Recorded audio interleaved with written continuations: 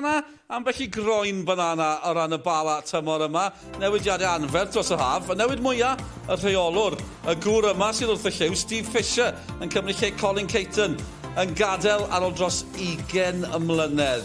Dechrau da'r tymor cyn i'r croen banana yna ymddangos. Disgyn o'r gyngrair, dim Bagley sy'n poeni Hwlffordd tymor yma, gymaint yn y fantol helo. Y Bala yn cwrdd â Hwlffordd ar Maes Tegid yn y gwynt ar glaw. Mae'n noson brysur yn uwch gyngrair Cymru JD. Noswaith dda I chi. Croeso ato ni. Malcolm Allen sy'n cadw cwmni I fi. Malcolm Dando heno gyda llaws. Chi ddim wedi gweld ar dan y lloer. Da chi, cewch chi wylio, bydd ar S4C Clic a iPlayer. Gwych, Max, wedi mwynhau'r sgwrs yna. Diolch yn fawr. A ni'n cael sgwrs fan hyn nawr, am bêl-droed. Mae'n teimlo fel gêm bwysig i'r ddau dîm heno. Mwy cyffyrddus siarad am bêl-droed, na ddyn.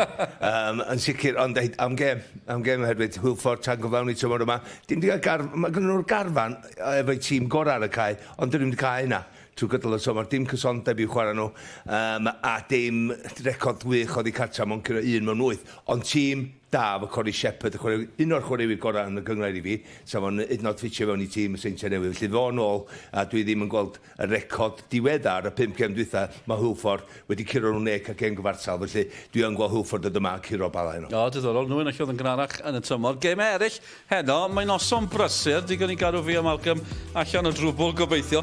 5 o'r 6 gweilod yn chwarae heno, 3 isa I gyd oedd I cartre, y 3 clwb sy'n ceisio dal pen y bont yn yr ail safle yn chwarae fe alle Ceicona a Caernarfon godi uwch ben pen y bont tasen nhw'n ennill heno. Felly na'r gemau, dyma'r tabl, a fel ni wedi sôn, Mogs, gallai tipyn o newid ddigwydd heno. Ia, 4 pwynt rhwng y ddau ar y funud. Bala yn dechrau da i'r tymor. Tywed collad o Colin Caton yn anferthol, dydy, pan unrhyw reolwr sy'n gadael ar ôl 19 mlynedd fel Graham Taylor yn Watford efo fi. Tywed 10 mlynedd oedd wedi bod yna, di fynd o'r 4 I 3 adran I pencampwriaeth I, tywed i'r cyngor cynta, adran cynta. A gorffan yn ail, mynd I Ewrop, mynd I FA Cup Final. A wedi Colin Caton gadael yma llais presenoldeb anferthol. Felly mae Bala wedi colli dyn, ond y ffordd nath nhw ddechrau y gyngrair, dwi bod tro'n, tymor yma, dwi'n meddwl honeymoon period bach I Steve Fisher, newidiadau, 16 chwaraewyr newydd I mewn, mae'n cyfyd amser setlo, ond nath nhw setlo wych, ond honeymoon period wedi gorffan rwan, felly gan I weld beth I ddigwydd heno, ond lle maen nhw wedi sgorio? 14 gol mewn 18 gem. Mae hynna'n broblem mawr. Ie, cwestiynau diri o ran y Bala, ambell I gwestiwn I ddod yw'r rheolwr nhw, ni wedi sôn amdano fe'n barod. Steve Fisher nesa, Mike Davies yn holi. Steve, thank you for joining us. Bala have reached the top 6 in each of the last 11 seasons. You're currently 3 points behind Barry. 3 points would go nicely this evening. It'd be great, yeah. Listen, we've been on a really good run of finishing in the top 6, but I think what you've got to remember is we've got a third of the budget we've had in previous years, so for us to be so close to being in the top 6, I think we're doing great. In terms of the squad that you've got, you had to have a complete overhaul in the summer. How do you rate their performances to date? Do you know what? We got to throw a squad together really quickly. I think the recruitment we did was really good. Obviously, we would have liked more time to build it a little bit slower. But the guys that were brought in have done a phenomenal job. You know, considering we've had to try and gel a brand new squad together. We started the season ever so well. You know, a little bit inconsistent over the last month or so. We've dropped off a little bit. But I've just said to the guys in the changing room there, we're more than capable of beating anybody in this league. We've just got to get it right in both boxes, and we've got to want it more than the other team. Haverfordwest are having their own struggles. Would you rate this as a good opportunity? To win the game? Yeah. Yeah, of course, but let's remember, Haverfordwest have just been on a European campaign in the summer. You know, Tony's got a very good side. You know, for me, they're in a false position. People might say that about us, but both teams are where they are, and both teams will be fighting to try and get up the table. Steve Fisher, all the best tonight. Thank you. Thank you. Diolch yn fawr. Diddorol, clywed yn sôn yn blwmp ac yn blaen am y cyllid a'r gwahaniaeth o ran yr arian fan hyn yn y Bala tymor yma. Mae'r Bala wedi cael gymryd y lwyddiant. Cwestiwn quiz I chi nesaf. Pwy sgoriodd y gol fuddigol wrth i'r Bala ennill Cwpan Cymru am y tro cynta yn ei hanes? Dyma hi a dyma fe. Kieran Smith gath I wrth gwrs di gadael y Bala erbyn hyn. Mae fe nôl mae heno gyda ni yn sylwebu gyda Mike Davies a maen nhw wedi cael sgwrs fach cyn y gig cynta. Kieran, you etched yourself into Bala Town folklore with that Welsh Cup winner. Was that the highlight of your time here? Yeah, I think so. I see it every year that pops up towards the end of the Welsh Cup rounds, and yeah, it's definitely the best moment I had at Bala for sure. You are a teammate of Steve Fisher, and you played under Colin and Steve. What sort of coach is he? A little bit calmer than Colin, I would say. Likes to try and play football, likes his teams to play on the front foot, be aggressive, and get in people's faces. And then, you know, I'm happy he's got his chance. He's waited a long time for a go at management, and yeah, he's had a good start, but I think it'll really test him now, and hopefully he can get a good result tonight. I bet you've been studying the progress of Bala during this season. They're currently 3 points off 6th place, but probably looking over their shoulder as well. Yeah, I think they started really well, didn't they? And it was all really positive, but they've had a little bit of a difficult patch. And like you say, looking over their shoulder, I think if Haverfordwest win tonight, they go a point behind them. So it's an important game, and hopefully they can get a result tonight and start looking forward instead of backwards. And Steve hasn't had it easy either. He had a wholesale rebuilding job over the summer.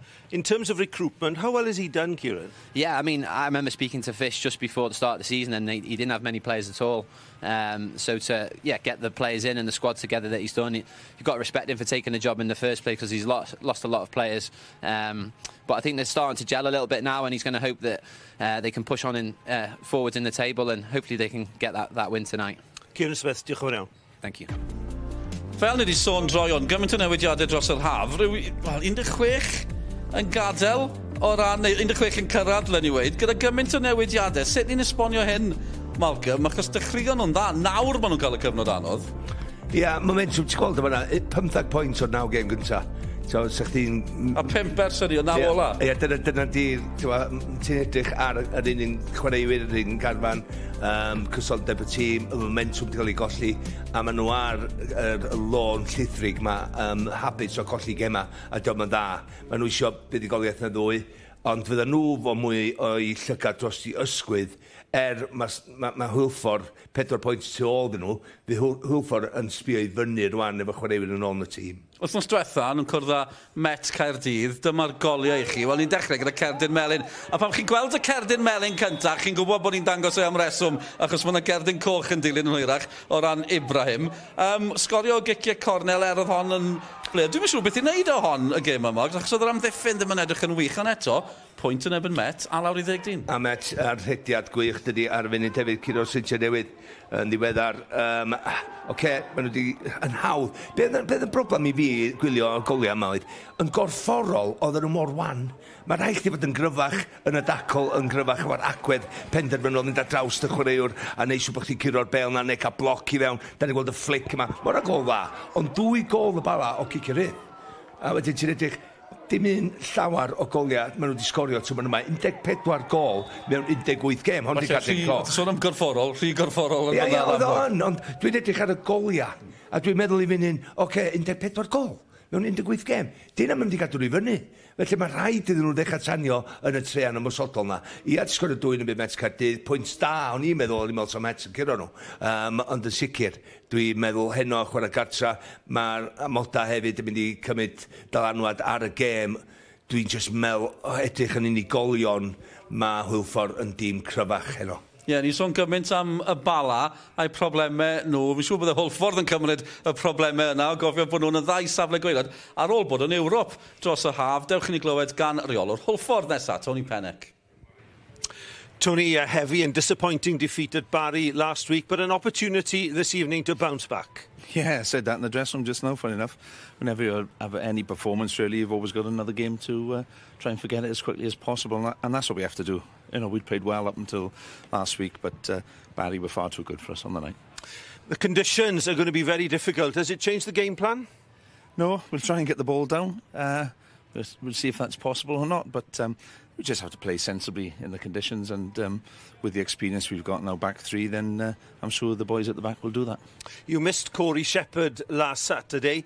He's instrumental in the way the team plays. Can you confirm if he's playing tonight? Sheppy's back, yeah. He was ill last week. But then Cal McCarthy and Alric Jones have got the bug now that Sheppy had. So it's the way it goes. And that's been our season, really. You know, we've missed people at key times. And when you haven't got a full squad in this league, it's hard to compete. And at times we found it difficult this year. But, you know, it gives others an opportunity and it's down to them to take their chance. Recruitment was an issue for you back in the summer. Are there plans to bring in new players in January? Yeah, nothing changes. We're always trying to bring people in and strengthen the squad where you can, but you know it's easier said than done, especially when you're as far west as we are. But we'll keep trying. Got somebody coming in this week on trial, another one that I'm speaking to tomorrow. So that's all I can keep doing is trying. And you know, the club's done well the last few years. You think it's an attractive club to come and play for, but that's not always the case. Tony Pennell, diolch yn fawr iawn, pob lwc heno. A dyna ni felly, ni'n bron yn barod am y gic gynta fan hyn. Un o'r gemau, byddwn ni'n cadw chi mewn cysylltiad ar cyfan sy'n digwydd yn y gemau eraill hefyd. Cynarfon yn cwrdd â Flint, Met Caerdydd, Llanelli, Cei Conna, Bai Colwyn. Alla honna fod yn flasus, fel maen nhw'n gweud, ond fan hyn. Mae gymaint yn y fantol rhwng y ddau yma. Bala yn cwrdd â Hwlffordd. A falle bod chi'n cael syniad o'r amodau, y cyfleusterau, yr amodau ar y tywydd ddim yn wych, sy'n fi'n bod ar y cyfleusterau, ond ie, y gwynter glaw sy'n croesawu nhw allan i'r cae a rheolwr y Bala, Steve Fisher yn ei shorts, wrth gwrs. A paned, na fe, sicrhau bod y dwylo'n gynnes hefyd. Digon i ddod felly fan hyn, gan i weld beth ddaw. Bala dan bwysau, Hwlffordd, wel, bron, dan pawb, lawr yn y ddau safle gweilo. Draw ni at ein tîmau sylwebu. Chi wedi gweld Mike Davies a Kieran Smith, nhw sy'n sylwebu'n Saesneg. English language commentary available as usual tonight. Ac yn Gymraeg, o'n yn barod amdano chi, a Malcolm Allen gyda May Emrys. Well, good evening, everyone, and welcome to Maes Tegid, home of Bala Town FC. You entertain the West Wales Bluebirds of Haverfordwest in this intriguing Cymru Premier encounter. Bala currently lie 3 points behind Barry in the race for the top 6, while Haverfordwest continue to struggle in the relegation zone. Now, keeping me company on Red Button commentary this evening, former Bala Town midfielder and folklore hero here at Maes Tegid, Kieran Smith. Kieran, it's been a difficult season for Bala so far. Are they looking up into the top 6 or looking over their shoulder? That was a nice introduction, thanks, Mike. Yeah, I mean, they'll have their eye on what's going on behind them, but ultimately they want to be looking forwards, and they get a good result tonight. I think they'll be marching up towards the top end of the table and not looking back. And Steve Fisher, you spoke highly of him in pre-match. Yeah, I mean, he's a great guy first and foremost, and I'm glad he's got the opportunity to manage and coach, and he's got some good ideas, and he wants to play on the front foot and be aggressive, and I think he'll do well. And in terms of the team news this evening, well, Bala make 2 changes from the 2-2 draw against Cardiff Met. Sam Billington starts his first full Cymru Premier game. The experienced Ross White returns to the starting lineup. Ibrahim and Mahaseb. Ibrahim is suspended, Mahaseb on the bench. Haverfordwest make 4 changes. Humphreys and Scotcher come in at the defence. Shephard and Makwiramiti into midfield. Ben Arman leads the line with 6 goals, and he is the Haverfordwest top scorer.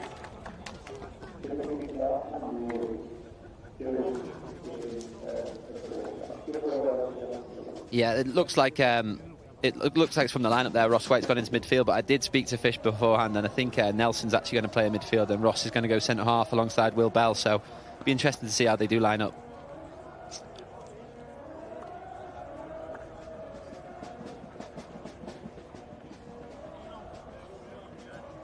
And yeah, Corey Shephard back in for Haverfordwest. He's a real good player, and he'll be obviously sorely missed last week at the defeat to Barry. So yeah, on paper they've got a really good team, and it'll be interesting to see what happens tonight. Yeah, John Owen, he's an important player. I think we lacked experience, Bala, at the end of last year, and losing players like Nathan Peat this year. So he's key to how they play.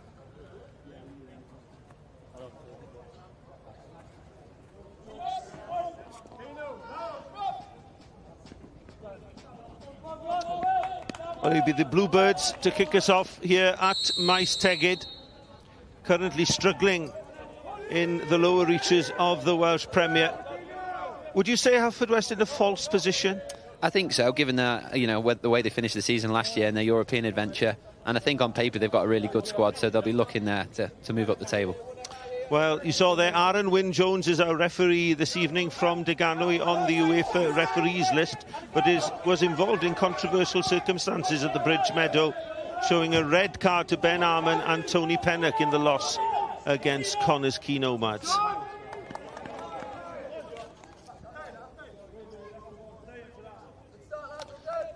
Here's a player I rate highly, Kieran, Rhys Abruzzi on the left side, a Cymru C international as well. Good player. Yeah, he's got real good quality, and every time I watch him, he seems to make something happen, and definitely one of the best fullbacks in the league for me. Well, the conditions are particularly difficult here at Maes Tegid.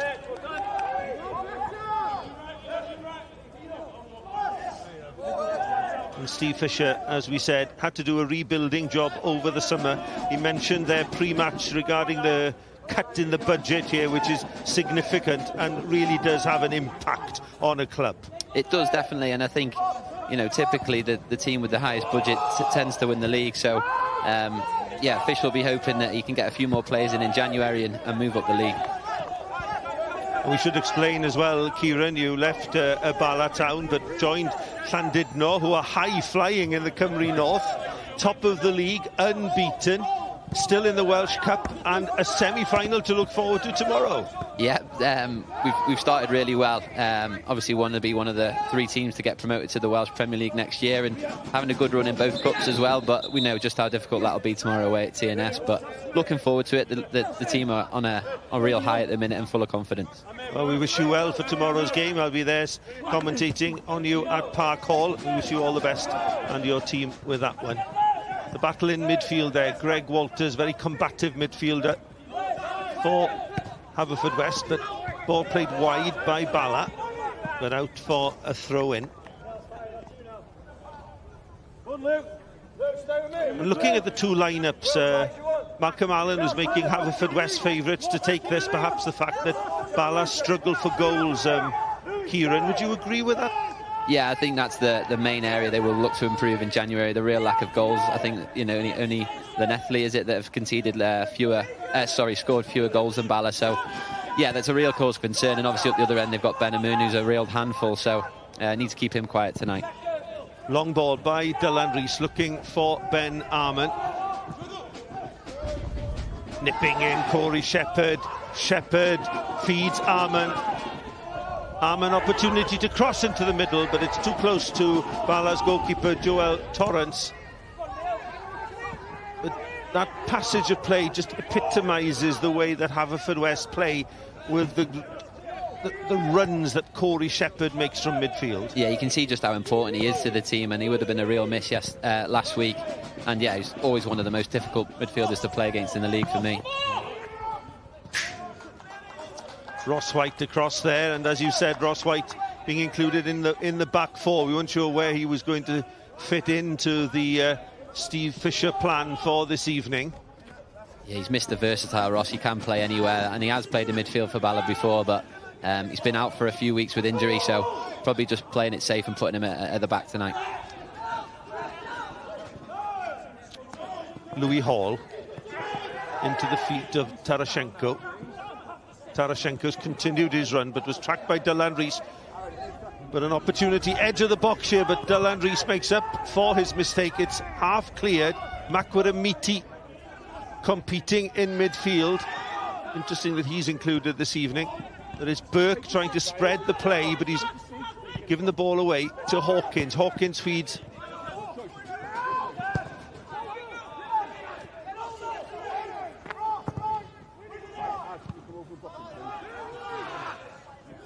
Louis Hall. Hall into the feet of Tarashenko. Tarashenko trying to split the Bluebirds' defence. And there is a yellow card here. And the yellow card is shown to it's Ryan Valentine, the assistant coach. 5 minutes played and an early yellow card for the coaching staff. What do you make of that, Kieran? I'm not sure what he said there, but it's obviously frustrated the referee, to say the least. Well, I must admit, I thought it might have been Tony Pennock, since Pennock had already seen red this season from Aaron Wynne-Jones. I don't think Aaron is going to be on Tony's Christmas card list. Let's put it that way. Try and be on his best behaviour. And they have suffered with suspensions as well. Have Haverfordwest. Yeah, and of course Ibrahim is out for the Bala today. Red card against Cardiff Met last week. Yeah, at this time of the year as well, and you know the 5 yellow cards start racking up. Then it can be important, and as games come thick and fast, so it's important to try and reserve some tackles. It's interesting in terms of the way the teams have set up as well. Dan Hawkins playing further forward for Haverfordwest. He has been filling in at right wing back, but I think perhaps Yori Humphreys will be playing down this right-hand side as well, keeping an eye on Louis Hall. And here comes Louis Hall, and as I said, Yori Humphreys across, and Walters getting a foot in, and it will be a throw-in to the Bluebirds. Yeah, it's been a bit of a scrappy start, and I think it's going to be won or lost in midfield here tonight.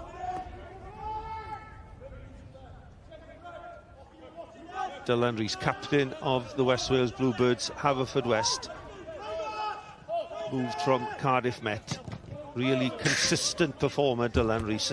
Excellent acquisition for Haverfordwest. Yeah, definitely. Missed a 7 or 8 or 10 out of 10 every week.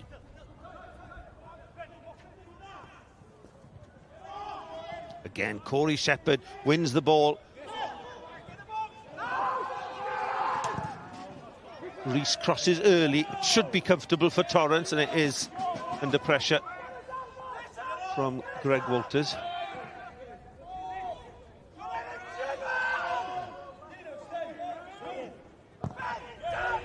And Torrance decides to go long, and it's through to Luke Rees. First touch of the evening for the goalkeeper. Didn't have a happy return last week to his former club Barry, losing 4-0, losing heavily.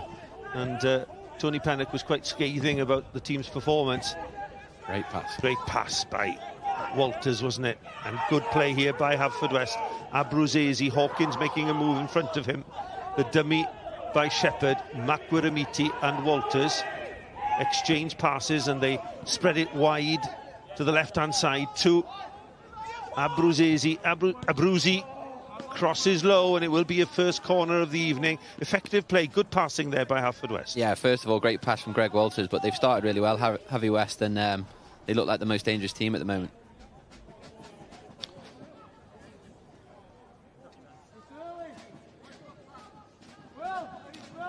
Yeah, we spoke about Bala's lack of goals, only 14 in 18 games. They've conceded 25 in those 18 games. It's not too bad, really.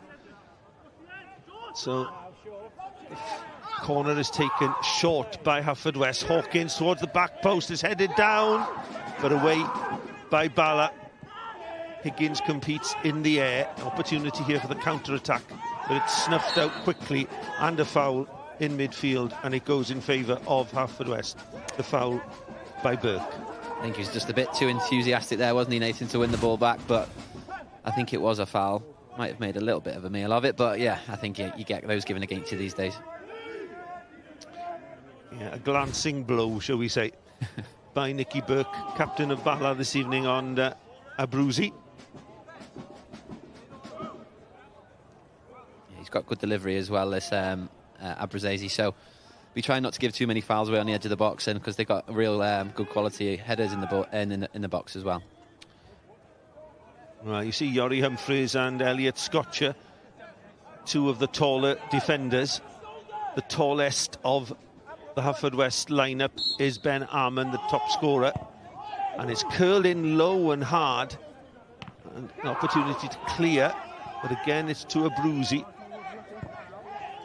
And the cross towards and Yori Humphreys has taken out Torrance there, both initially injured. I think that Yori Humphreys has come off worse, Kieran.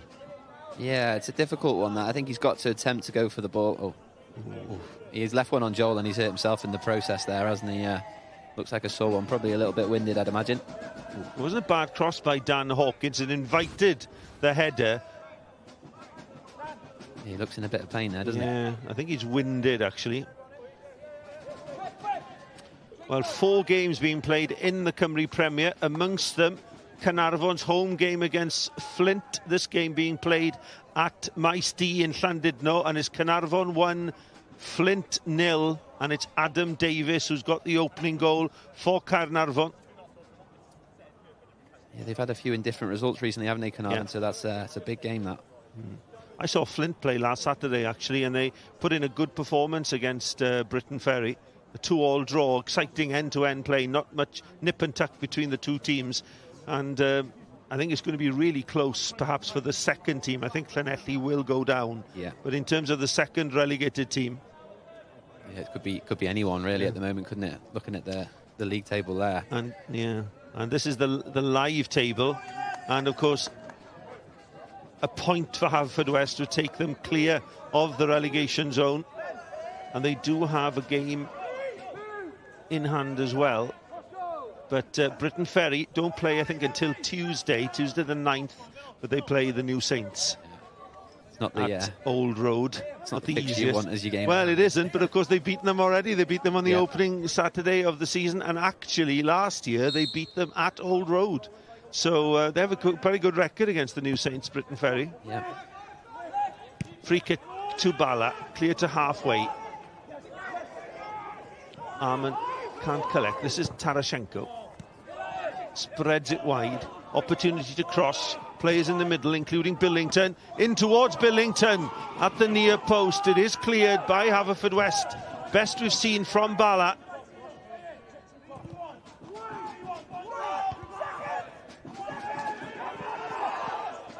Yeah, it was good play from Liam Higgins. I know they think very highly of him here. Got that real turn of speed. And Yori Humphreys recovered from that injury. Sprints down the right-hand side and he wins a throw. But the best we've seen there from Bala Town.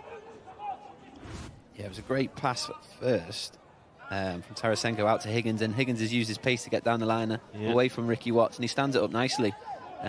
Shane Bala just couldn't get anyone on the end of it. That's right, and they had players in the box as well. I think if they had time, I'd have asked Steve Fisher a little bit more about perhaps a little bit more ambition in the final third. Is that what they need? Yeah, I spoke to him as well before the game, and I think, he just wants to get more bodies in the box, be a bit more of a threat going forward, so he'll be happy that so many made it there. Yeah, and also to see the cross by Higgins and getting the better of Watts. But this is Abruzzi, edge of the box. Bala clear, again looking for Higgins, and Higgins has the beating of his man, and Higgins is clear. Higgins into the box, crosses low. Oh, what an opportunity for Bala. Again, excellent wing play by Higgins. Certainly has the beating of Rees and Ricky Watts down that right-hand side. Great wing play. Yeah, he's quick, and one touch down the line and he's away from Ricky Watts there. And Ricky Watts doesn't look like he's going to catch him, but that'll be exactly what Fish and Val want from him. Get at him, get the ball in the box. Well, exciting play by Liam Higgins. Former Everton trainee, was with Everton for 5 years. And John Owen almost getting on the end of that one, but super play by Higgins. Really exciting play by the young winger.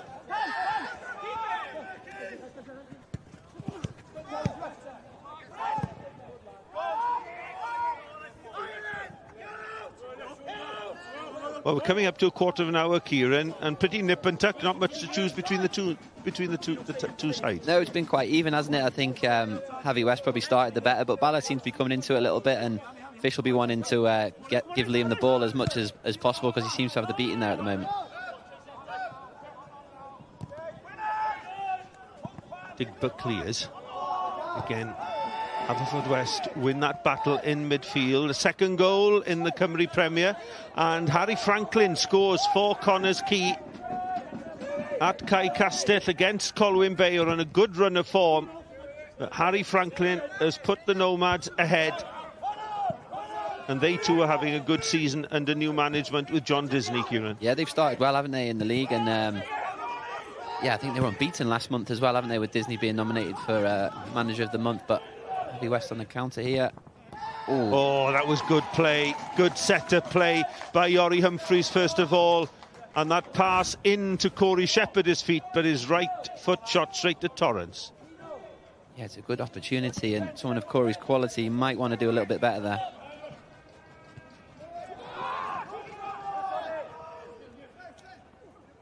Yeah, it's a good little set and probably just doesn't get enough on it. Wants a little bit more whip into the corner. You're quite right there, Kieran. It was a better opportunity perhaps than we thought first of all. Yeah, definitely. And he's got that quality. He'll be disappointed with that. Yeah, good set of play as well, as you mentioned, by Iori Humphries. Oh, nice. And good interplay between Arman and Greg Walters, but Walters has run out of room. And we've played about 16 minutes here at Maes Tegid. Exciting stuff, and I think the rain has stopped, which is for the first time in about 6 hours. I think that's definitely helped as well, hasn't it? The quality's been quite good, I think. I wasn't particularly looking forward to it when the rain was coming down at the start, but no, it's been a good game so far. Yeah, very open. Opportunities for both sides. Higgins looking dangerous for Bala, and Corey Shephard particularly energetic in midfield. Yeah, I would agree with you there. And it looks like Bala have had a little bit of a reshuffle. Nelson's dropped back into centre half. Ross has gone left back. Louis Hall's gone to left wing, and Tarasenko into the 10. So Fish has obviously seen something to change it around there. Yeah, that's a good spot from you there in terms of the system that they've played. It does show fluidity in terms of the way they play. Yeah, they've got players that can play in multiple positions, so yeah, I think it's a foul. Yeah, foul again on Risa Bruzi, who's having a useful game down that left-hand side. An opportunity here to swing the ball in for the Bluebirds. It's headed upwards by Bala rather than out, but they do eventually clear over over that far side. Yeah, just a little bit frantic at the moment, isn't it? I think he needs someone to get the ball down and play a little bit, and Haverfordwest will want to calm things down a bit now. Reese for the throw into the feet of Arman. Arman can't hold the ball up. That'll frustrate him.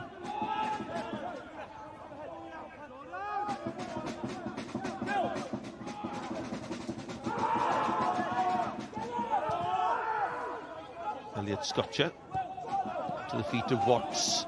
Two local players. To a Bruzi, the former Bala Town left back.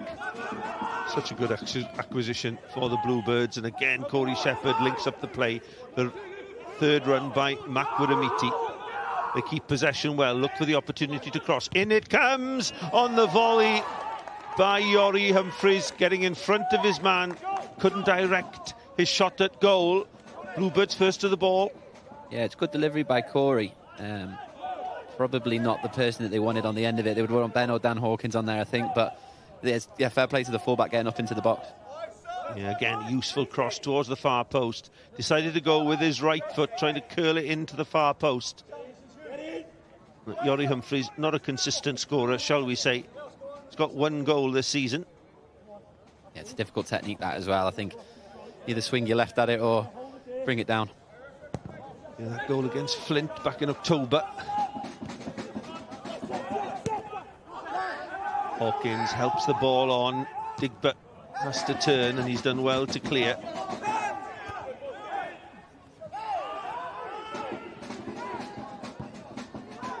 Bala spread the ball to Louis Hall.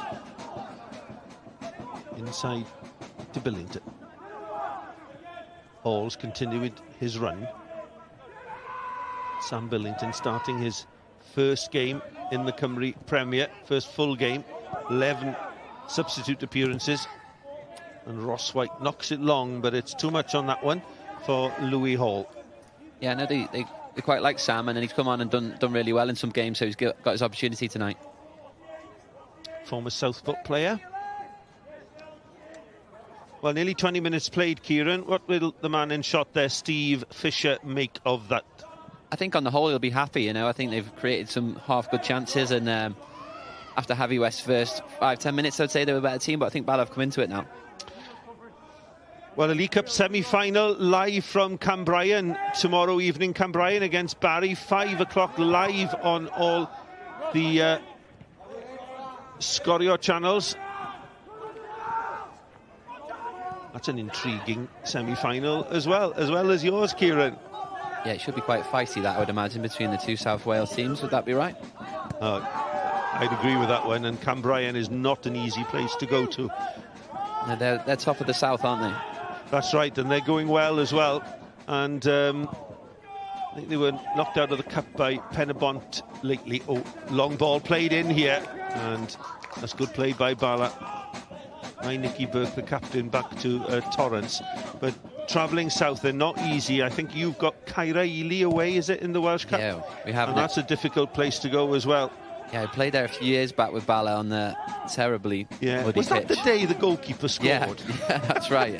Our keeper scored. That's right. Absalom, Kells. Absalom, yes. Naeem scored a screamer with the wind as well. Yes. I believe they played Bala last year, and I think they knocked Bala out last year. That's right, yes. You're quite right. They knocked Bala out last season, and then they lost in the quarter-final to Connors Key.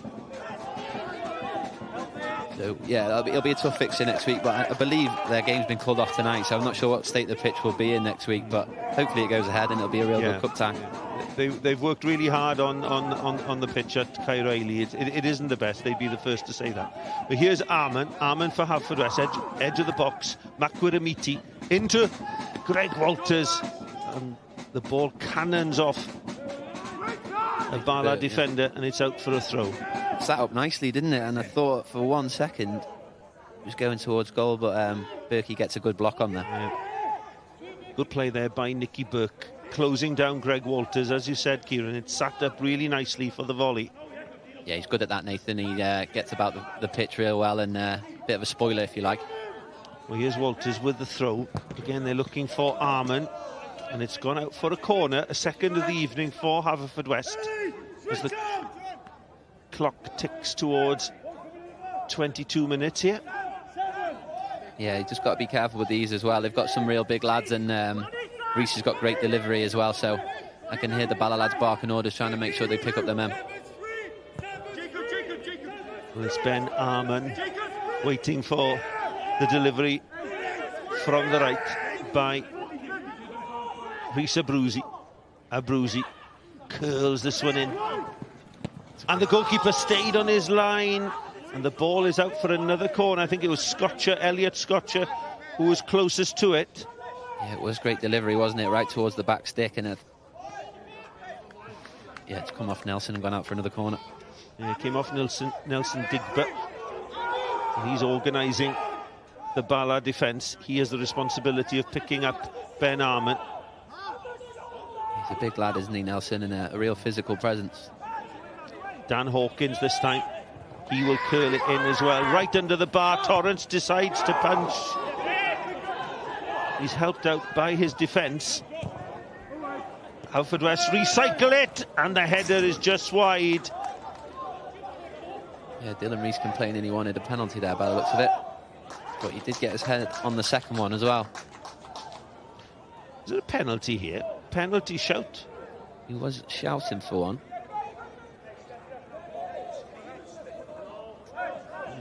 Think of that. Dylan Reece goes to ground. Torrance trying to punch clear. I think I'd be a bit frustrated if that was given against me. Yes, I was about to say, yeah, I know. A bit soft for me. Yeah.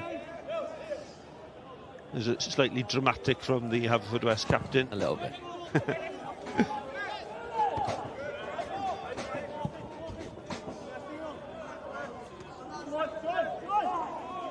Well, it's a story of opportunities for both teams, but neither side being able to stick the ball away, Kieran. Yeah, I think that's the reason why they're both in the position that they are, I think, to be honest. There's a real lack of quality and a little bit of composure in the final third, and I think that's telling. I think every other part of the game's been pretty good. The midfield battle's good, and defensively they both look quite strong, but going forwards just lacking that little bit of quality, I think.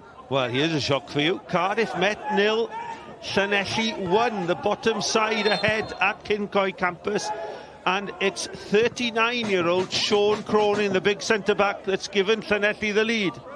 And here it is live. Llanelli cutting the gap between themselves and Flint down to 5.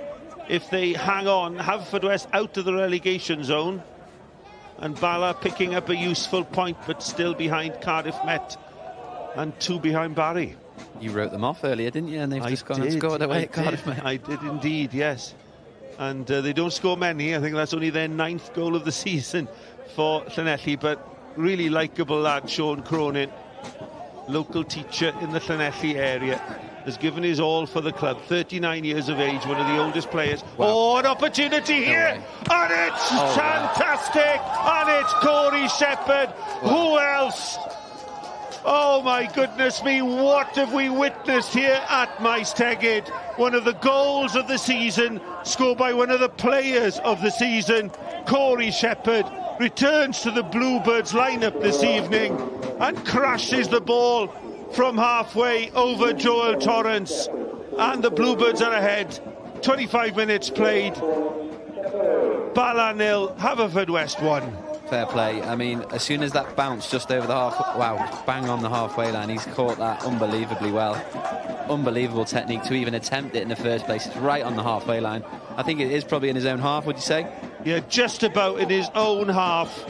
What a player this man is. So instrumental to the way the Bluebirds play. What vision from him. The way he struck across the ball as well to bring it back into the middle of the goal. I don't think Joel can be blamed for that one. Well, as you said, Kieran, he's just cutting across the ball as well. You know, that technique was superb. Yeah, look at the reaction. As soon as he hits that ball, you can tell straight away he knows that's gone in as well. So, yeah, credit to him. Well, I think I've seen a lot of excellent goals this season, but that really does go to the top of the pile from Corey Shephard. I'd have to agree with you. I think that is my goal of the season so far. And I think I've witnessed him do this in the past. He scored a wonderful goal. I think it was in the League Cup for Cambrian a number of years ago now. It could have been against TNS, actually. And that was a wonderful effort, again, from way out. Was it better than that one?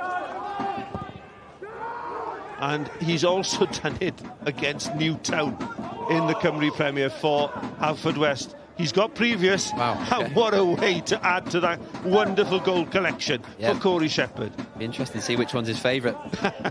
He's got a great YouTube highlight collection. Well, you and I would have taken any one of those. Risa Bruzy nips in, opportunity to shoot, a Bruzy!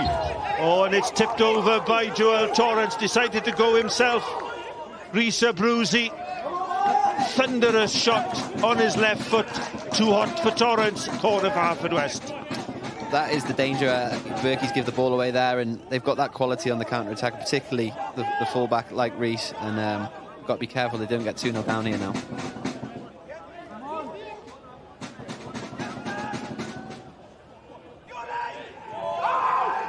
Ball played short, a Bruzy strikes the ball. Again recycled, and this is Corey Shephard, and why not have a go? Oh, and he's slid in there, and Aaron Wynne-Jones plays on. I thought that was a foul, to be honest with you, but the ball's played long towards Greg Walters. Walters trying to play it down, and it was Ricky Watts. But then it's Dylan Rees from about 25 yards, and his shot is wide. Yeah, real good there. Last 5 minutes from Haverfordwest. Bala need to slow the game down a little bit and just get a bit of a breather because they're on the back foot here. Couple of great opportunities. He just didn't quite cut across that one. I think Dylan Rees was trying to cut across the ball a la Corey Shephard there, but his went straight on rather than curling into the corner. Corey might have to show him how it's done in training, I think. Well, I can't emphasise enough what quality that goal was from Corey Shephard. And here he is on the ball again, inviting the run from Abruzzi. Plays it inside. He was looking for the pass towards Hawkins, and suddenly the game has changed completely, and Haverfordwest have just taken over, Kieran. Yeah, I think Bala need to ride this wave a little bit, slow the game down where they can, try and manage things. The experienced boys like Ross, Nathan and John Owen just need to get everyone calm and yeah, just grind out the next 5 minutes and hopefully put them on the back foot again. But Haverfordwest look like they're in the ascendancy at the minute. A 5th league goal of the season for Corey Shephard in his 15th appearance. That's a pretty good return for a midfield player. You'd be happy with that? I would, yeah. 1 in 3 is that, yeah. So fair play. I mean, we spoke about him before the game, didn't we? He's got real quality, and maybe didn't expect that good quality. Again, a dangerous crossing. Needs to be dealt with, and this is Tarashenko on the counter for Bala, but he's surrounded by players in blue, and the throw has gone in favour of Haverfordwest. Tarashenko looked to be clear there, but 3 players just Yeah, right round him. I think that's confidence, isn't it? Haverfordwest backs are up now and they're around everyone. Digba goes long. Headed on by Scotcher. And again, look at the energy that Corey Shephard shows here. What a ball that is. Oh, and just a little bit too much on it for Dan Hawkins. Again, he wins the ball in midfield. And a super ball played down the channel for Dan Hawkins. Yeah, I think Pennick said he was ill last week, didn't he? So maybe that rest has done him the world of good, because he started really well here tonight. I tell you what, if he was ill, I'd like to see the medicine he's been taking. I think you're making a change here, Kieran. Here's that pass. Yeah, weight of pass is great. He's probably just running away from Dan, but to even spot that. There's Harry Dean, who's leaving the field and throws his shirt to the ground. He's frustrated. Can only be an injury, do you think? Do you know what? The way he's chucked his shirt on the bench there, I'm not too sure. Maybe Fish has seen something that he's not happy with and has brought him off, but doesn't look best impressed on the dugout. Well, no, tactical apparently. Ooh. Oh, an opportunity to... Well, another... It was Armand who's trying to lift that ball over Joel Torrance. Another foot and it's in, isn't it? Yeah. And it's Dominic McGivern who's come on in place of Harry Dean. A tactical substitution, we understand, from the dugout. And this is Lewis Hall. Hall past Humphreys. Crosses dangerously. Edge of the box here. This is Higgins. Bala cross, but too much on it. They do well to get to the first ball. And it's Tarashenko against Rees. Tarashenko holds the ball up well.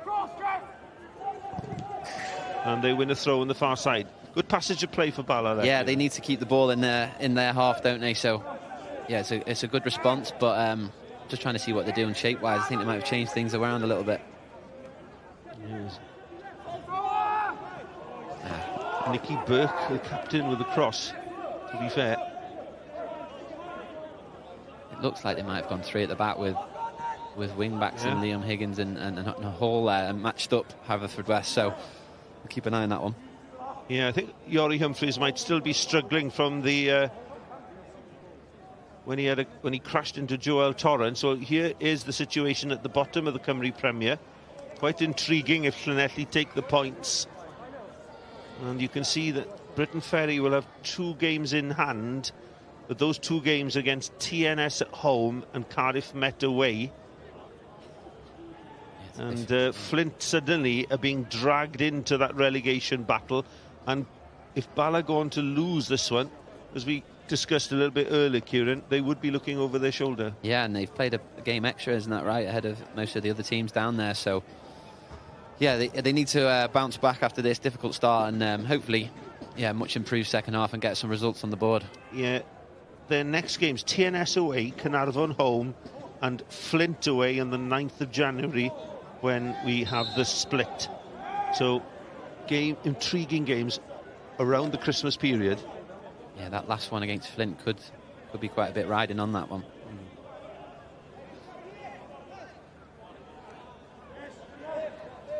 And it will say a lot about the character of the team as well. You know, we talked about how passionate Steve Fisher is, brought these boys together, created a new squad of players, understands the situation in terms of the budget challenges here at Maes Tegid. But here's Billington. Billington, ball cannons away, and I think it will be a throw or a corner. It'll be I think it's a throw. a throw. Yeah, he can hit them, Sam. So it's going just wide, I think. But yeah, they shouldn't back off and let him have a shot. I know he's got good quality from the edge of the box. So yeah, a bit more positive from Bala. What is it? 10 minutes to go till the half. Yeah, 10 minutes to half time. Corey Shephard's wonder goal after 25 minutes, separating the teams. Opportunity to cross in towards the near post, and Luke Rees plunges on the ball. And it must be said, Kieran, despite Bala huffing and puffing, they really haven't made Luke Rees work in this first 35 minutes. Yeah, that's what Fish will be most disappointed about, I think, at half-time. He'll want to test the goalkeeper, get more shots, get more balls into the box. Well, there's a shirt pull there in midfield, and Dominic McGivern wins the free kick. Ross White into Lewis Hall. Burke had his hands full in midfield there with Greg Walters and Corey Shepherd. This is Digba, and it's cannoned off Digba, and it will be a throw. Again, one of the new players, Nelson Digba, 28 years of age, joined from Prescott Cables. He's played some of his football in France as well. Yeah, he's got good experience, hasn't he, for his age? And just looking at him now, he's a real physical presence, isn't he? He's certainly the tallest of the Bala defenders. Billington turning the Haverfordwest defenders, and Dylan Rees shepherds the ball out. But the weather keeps coming and going, doesn't it? It was rough for a second, but it's calmed down again. Well, it's been a frustrating half for Steve Fisher. And when you look at that goal, we talk about how wonderful Corey Shepherd's vision was for that goal, but do you hold Joel Torrance guilty? No, I don't think you can hold him guilty for that. The ball's dropped on the halfway line. He's obviously just, he's off his line, as you would be expected to do, to sweep up the ball, and it's just an outrageous goal at the end of the day. Yeah. And as supporters, you've just got to enjoy and congratulate the player on what was wonderful vision, wonderful finish. I think so, yeah. I mean, it's an outrageous bit of play, and as a Bala player there, you've just got to accept that and move on, and congratulate the lad at the end of the game. Well, it's only the 5th of December, but I think you can wrap up the goal of the month competition already. I think so. It's going to get clipped up, and I think it'll be all over social media very shortly. Well, John Owen's done well to hold that ball up. They build the play down the right-hand side, but again, it's Corey Shepherd who nips in. Great run by Shepherd, but this time he's bundled off the ball. He'll be disappointed. They're such a bundle of energy. I can't believe that he was ill last week. And if he can keep this up for 90 minutes, well... I think you want to do your man of the match award now, is it? Ball played forward towards Arman, and a late flag. But it was a correct decision. He looked offside when the ball was played forward to Ben Arman, the top scorer with 6 goals. Well, it'll be interesting. I think it'll be Malcolm Allen's decision as to who will be the player of the match, Kieran. But after, what have we played, 38 minutes, there's only one man in it. I think so, yeah. And I think after scoring a goal like that, you'd expect it, wouldn't you? Well, it's been an enjoyable first half. A wonderful goal, opportunities for both sides, but Bala unable to put pressure on the Haverfordwest goalkeeper, and it's in midfield that they've been losing out. And this is Burke, the captain. Burke spreads it to Hall. Hall up against Yori Humphreys, nips the ball, and he's kept on going. Hall has done well here, crosses low right across the 6-yard box. Oh, that was the ball of the half by Bala. Super cross by Louis Hall, but again nobody there with the final touch. Yeah, he's got that ability, Lewis Hall, and he's quick, isn't he, off the mark, and he's put a great ball into the corridor of uncertainty, I think they call it. But yeah, Fish will be gutted that no one's got on the end of that. Good play by the fullback. It was indeed, and look at it flashing across. Well, Luke Rees, I think, made an effort to try and collect the ball, but it flashed in front of him right across the 6-yard box, and so frustrating for the Bala faithful. No one there to tap it home. Well, that probably is the best opportunity they've had. Oh, and Corey Shepherd, for the first, I think that's the first mistake he's made. I couldn't believe it was him. Commentator's curse. Yeah, gave the ball away, and Haverfordwest fortunate there that they weren't punished. Yeah, I think where Bala have had the most joy is out through the wing backs now with Liam and Lewis. So Fish will be trying to get them on the ball as much as he can now. Abruzzi crosses behind Ben Arman, and the throw goes to Bala. Yori Humphreys took that hit with Joel Torrance early in the game, but seems to have recovered. The big lad Yori Humphreys strong runner, versatile player, can play in the centre of the defence and also out wide right. Watts leaves it for Abruzzi. Abruzzi lifts the ball forward, looking for the run of Dan Hawkins. He's always a willing runner, Dan Hawkins. And we have the World Darts Championships 2025 tomorrow night on S4C from 10:05 from the lakeside with Sioned David.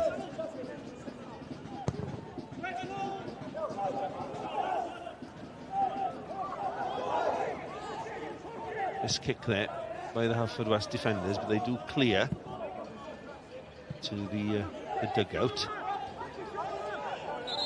Well, a few minutes to go before half-time, Kieran. A lot for Steve Fisher and Ryan Valentine to consider at the end of another frustrating half. They have made a tactical change. What do you think they should do next? Yeah, I think Fish will be trying to, as I mentioned earlier, get Lewis and Liam on the ball as much as possible. I think those two in the wide areas look like the most dangerous of players, and getting more bodies into the box, getting the ball forward quicker. To be fair to Haverfordwest, they've been good in midfield and won a lot of second balls, so try and turn them as much as possible. I think will come from Fish. Foul there by Will Bell. And Haverfordwest, they are, they're biting in the tackle, aren't they? And again, it's Corey Shephard and, well,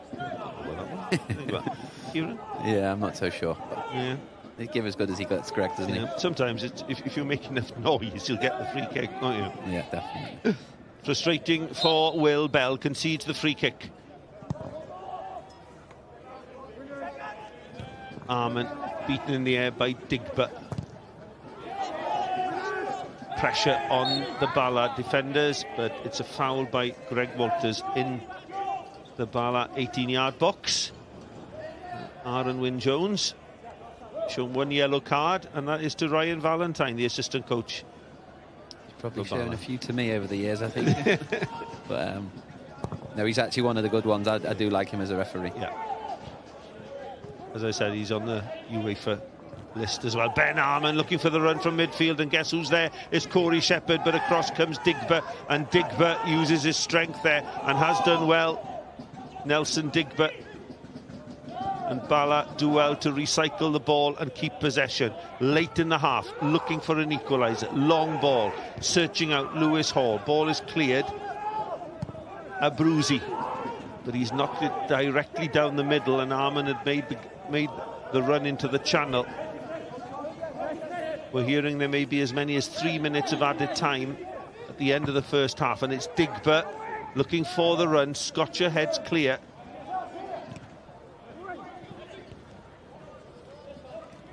Akwaramiti, and it's cleared downfield by Captain Rees. Pressure again on Digba. Ben Arman is physical too. He's won that battle. No flag. Opportunity to cross. In it comes towards Dan Hawkins, sliding in, but he couldn't finish. Frustration for Hawkins. Excellent play by Ben Arman. Good strength by the big centre forward. Yeah, it's good play by Ben. I think Fish will be disappointed with Nelson there. As a centre half, you don't want to let the ball bounce, and he's let it bounce and let Ben get his body in front of him. He's put a great delivery in, and just too far for Dan Hawkins there, but Fish will want his centre half to defend a little bit better, I think. It was carefully played across, wasn't it? There wasn't much in that. Dan Hawkins, you can see in his face how frustrated he is there that he couldn't get that all-important touch at the far post. Yeah, a little bit less rain and he might have got on the end of that. And it's slipped right off the surface. Yeah, it's a zippy surface here at Maes Tegid as we watch the rain, continuous rain that we've had since this morning.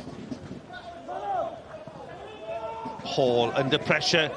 Yori Humphreys does well. Humphreys plays it wide into the feet of Hawkins. Hawkins looking for the run. Bala struggling to clear here. And again, it's Abruzzi biting in, frustrated that he doesn't get the decision of the throw. Seconds left of this first half, which Haverfordwest, to be fair, deserve the lead. I think so. On the balance of play, they've just edged it. I think Bala will want to change a few things in the second half and hopefully get a reaction. But yeah, I mean, the goal good enough to win any game, wouldn't you say? Yeah, I absolutely agree.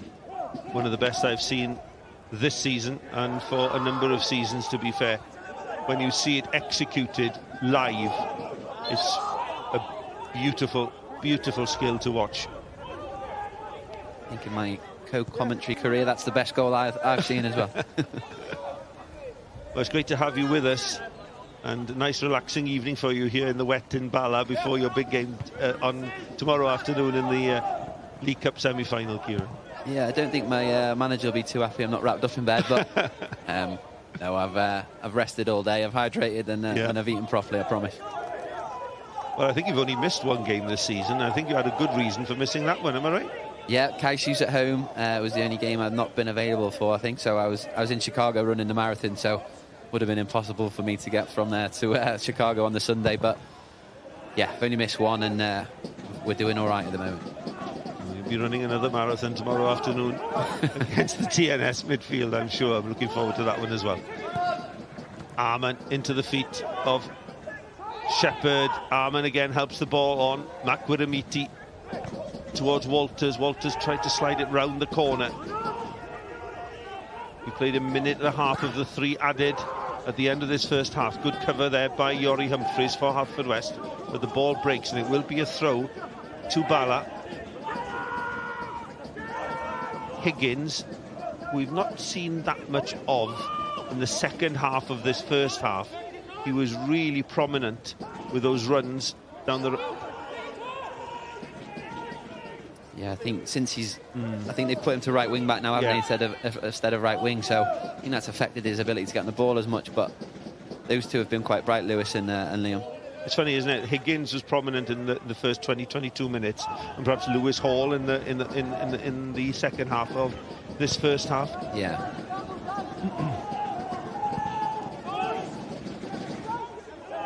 Digbert, and well, there's a little bit of afters there, I think, between Arman and Digbert, and it'll be a yellow card, and I'm not sure to whom it's been shown, and a little bit of afters as well. And I think there could be 2 yellow cards here. Yeah, I think Ben's saying that Nelson slapped him in the face, but I'll have to see that one again. I think we need a replay to clear this one up. Could be a yellow card for Ben Arman. Yeah, Kieran. Yeah, he's just sort of sandwiched in between 2 there, isn't he? And I think Nelson gives him a little... Ooh. Oh. Little bit aggressive. It was indeed. Orange card, potentially. There's a follow-through on an arm. So, yellow card for Ben Arman and a yellow card for Digbert, which would make sense. I think that would be the most sensible outcome there, Kieran. Yeah, I think so. I think probably not enough for a red, but certainly a yellow. Well, that's the final action of the first half at Maes Tegid. And it's a Haverfordwest dominated first half, and they scored a most wonderful goal, crafted by this man, Corey Shephard, back in the side this evening from all of, well, inside his own half. A super goal over the head of this man, Torrance. And the Bluebirds have the lead here at Bala. Half-time, it's Bala 0, Haverfordwest 1.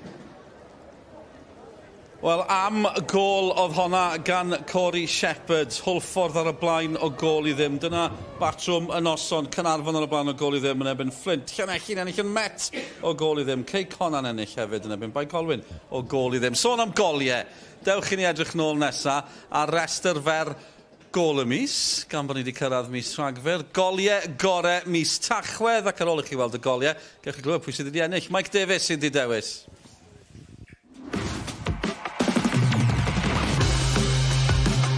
Cael ei chwipio I mewn, edrych am Nathan Wood a Clayton Green. Dim gobaith o gwbl I Shepaniac yn y gol. Bradley yn dawnsio I bet 2-1 yn creu lle iddo fo'i hun. O, gwych! Gol hyfryd gan Sean Bradley. Hawkins cymannu'r bêl tuag at y postyn cefn, hannar cliriad a Shephard! A roced gan Corey Shephard yn canfod cornel ucharwyd.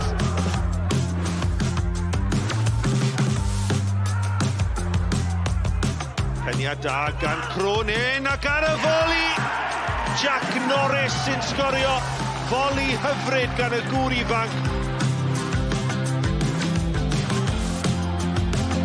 Dan Robert, cyffyrddiad gwych gan Robert. Yr ergyd fflachio, heibio'r golwr a nythu yn gornel ychar hwyd.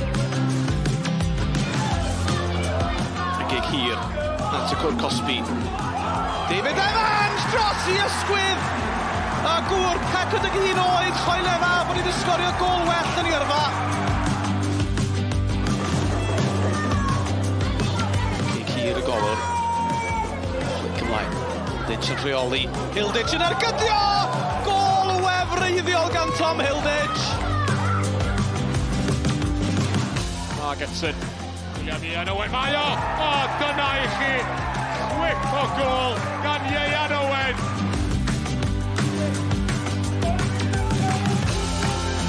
Camgymeriad yn y gefn a Jordan Davies. Davies!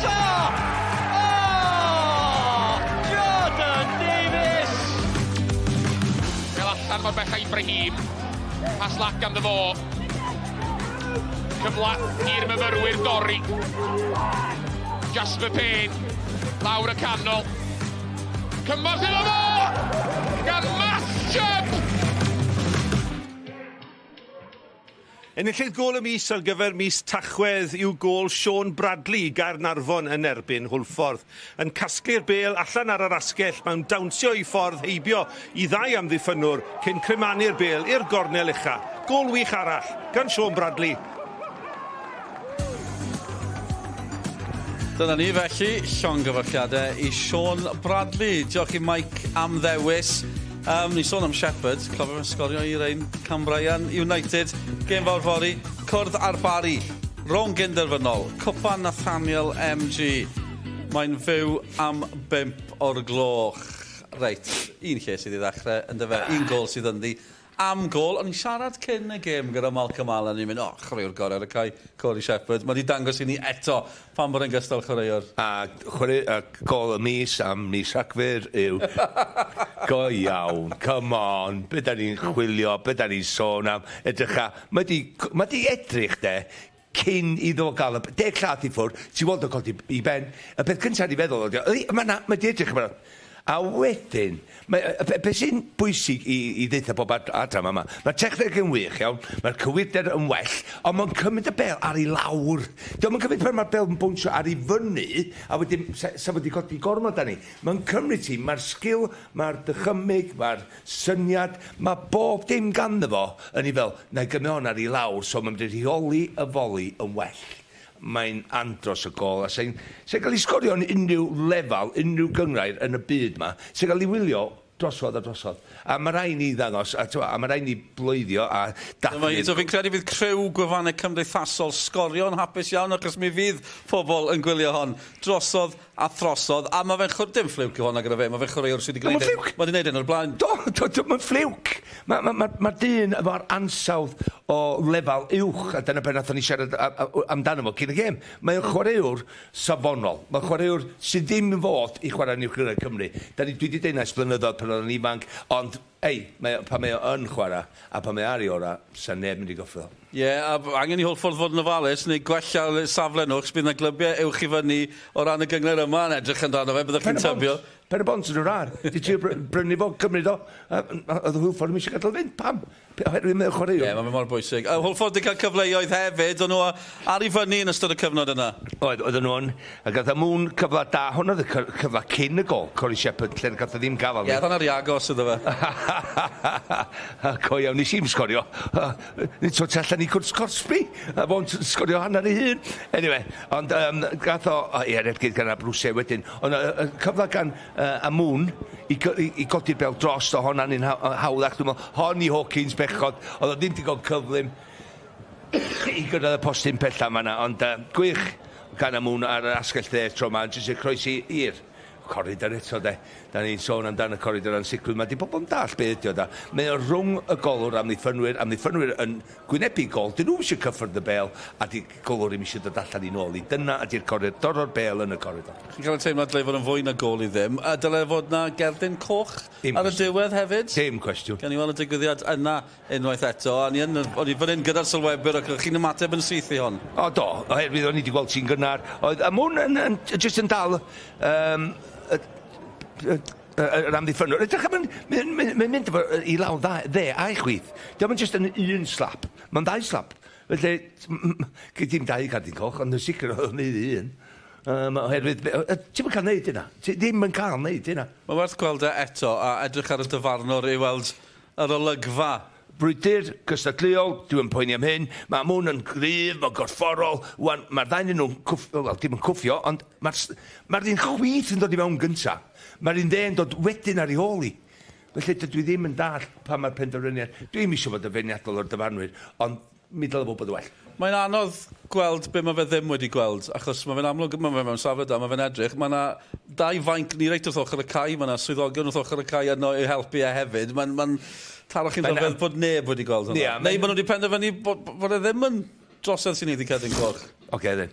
Dyn nhw'n gwybod yr reola'n iawn, felly na dwi'n meddwl maen nhw'n alla fi os dyn nhw'n wedi gweld hwnna i ddeud gwir. Ond hei...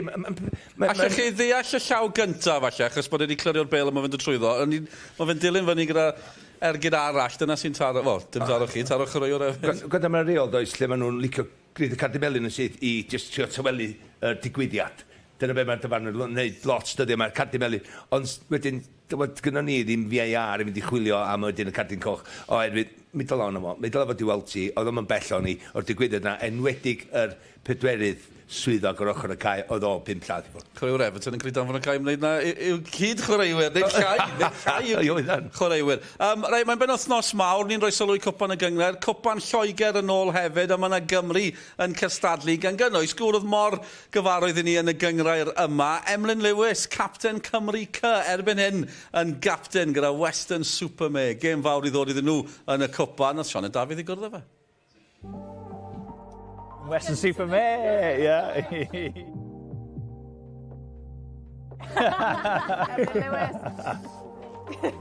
Emlyn Lewis, mae fe mor braf dy weld i eto. Ni wedi gwneud y daith dros y bont yma i Western Supermare. Gyda gyd siwm o bywyd fan hyn. Yeah, croeso. Gret yw gwir. Tymor mynd dda iawn, wedi mwynhau amser yn Western, so popeth yn hapus, dyn ni ail yn gyngrair. Dyn ni'n ail rownd yn yr FA Cup, so ar hyn o bryd, dyn ni'n mynd yn iawn. Ni eisiau challenge gwahanol, dis i draw o Met i Western Supermare. Ni wedi bod yn y Cymru Prem am 8 blynedd. Dath y opsiwn o dod fan hyn, a ers hynny dwi wedi mwynhau. Mae chwaraewyr eraill o uwch gyngrair Cymru wedi symud i Loegr, Will Evans gyda Mansfield erbyn nawr. Nath hwnna ysbrydoli ti o gwbl? Nes i sgwrsio efo Will amdano fo. Oedd opsiynau gwahanol ar diwedd siwrne fi'n Met, a dde'n gweud jyst cer amdani, cer. A mae hynny wedi helpu fi'n credu fel person. Wedi ehangu fy contacts mewn ffordd. Sydd yn peth da yn y dyfodol, dwi'n credu. Ti wedi setlo mewn mor dda. Ti yw capten y clwb erbyn nawr hefyd. So oedd Jonah yma nos Fawrth, fi'n cofio fe yn rhoi armband capten iddo fi am y Cymru Ec, am y tro cyntaf. O'n i'n mor browd a mor hapus. A so mae fe'n cyfrifoldeb dwi'n arfer mewn ffordd. So des i fynd mewn 6 wythnos yn pre-season, a nath y fforddwr jyst tynnu fi gofyn oedd ni eisiau fod yn capten i. Oce, fine. Dwi dal yn gweiddi, dwi dal yn anhapus lot o weithio, ond mae'r grŵp yn neud e bobeth mor rhwydd. Mae'n gofyn ti am Cymru Ec, achos yn amlwg stream game wedi bod am spel nawr. Ti'n credu bod hwnna'n drenu, achos i ni o'r tu fas oedd ei weld yn achlysur ffantastig? Oedd yn anrhydedd enfawr, so chwarae 4 cap, dwi'n credu ges i gyd. Mae'n diddorol, ddim yn siŵr pam. Felly bydd y gymdeithas bêl-droed yn gallu helpu ateb hynny. Ti'n gofyn unrhyw un sydd dath cael yn y brofiad yna o'r 5 neu 6 blynedd nath oedd yn neud gath pawb amser da iawn. A dwi weld o faint o chwaraewyr nath symud o Cymru Ec draw i Lloegr a draw i cyngreirydd gwahanol i cael profiadau gwahanol. A mae Will Evans yn esiampl berffaith o hynny. Oedd angen falle meddwl beth oedd y rheswm nhw'n neud am. Oedd angen feddwl am beth oedd y pwynt a sut maen nhw am defnyddio fe. Achos ambell waith efallai bobl o fewn y gyngrair ond yn edrych ar yr gêm Cymru Ec fel safbwynt o colli chwaraewyr. So felly hynny'n broblem i'r gyngor, fi ddim yn gwybod. Ond mae'n piti i'r chwaraewyr, definitely. Dyn ni ddim yn cael profiad a ges i a gobeithio mewn amser fydd eithaf nhw. Rhaid ni sôn am cwpan yr FA, chi drwyddo i'r rownd nesaf, pwy sydd â chi? Ie, ail rownd yn erbyn Chelmsford, sydd yr un tîm yr gyngor efo ni. So, dyn hwnna wrth disadwr nesaf sydd edrych ma'n y gêm yna. So, chwaraewyr fel Lyle Taylor sydd yn chwarae yn o'r hyn y bryd, sydd efo Birmingham, wy'n chwarae yn Championship am cwbl o flynydde. Mae'n dro gret i unrhyw un sy'n mynd drwyddo mewn ffordd. A os ydych chi'n mynd i trwy'r rownd, bydd hynny'n profiad anhygoel. So chi yn mynd drwyddo i'r rownd nesaf, byddech chi'n pensio un o'r Premier League teams? Mae'r arian i felly, mae'n bonus i felly, ie, bydd hynny'n gret. Na, mae angen meiddi Chelmsford yn gyntaf.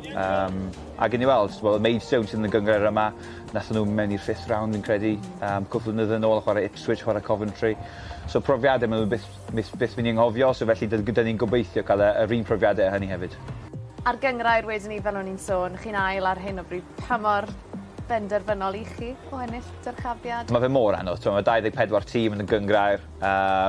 Mae hanner y tîm oedd nawr yn llan amser. Da ni'n gobeithio gael efo ni efo'r tîm sydd lan ar y brig. A ti byth yn gwair yn diwedd y tymor, felly fyddwn ni'n y play-offs neu felly fyddwn ni'n top. Ond dyna wrth gwrs y nod, ond mae lot o amser i fynd.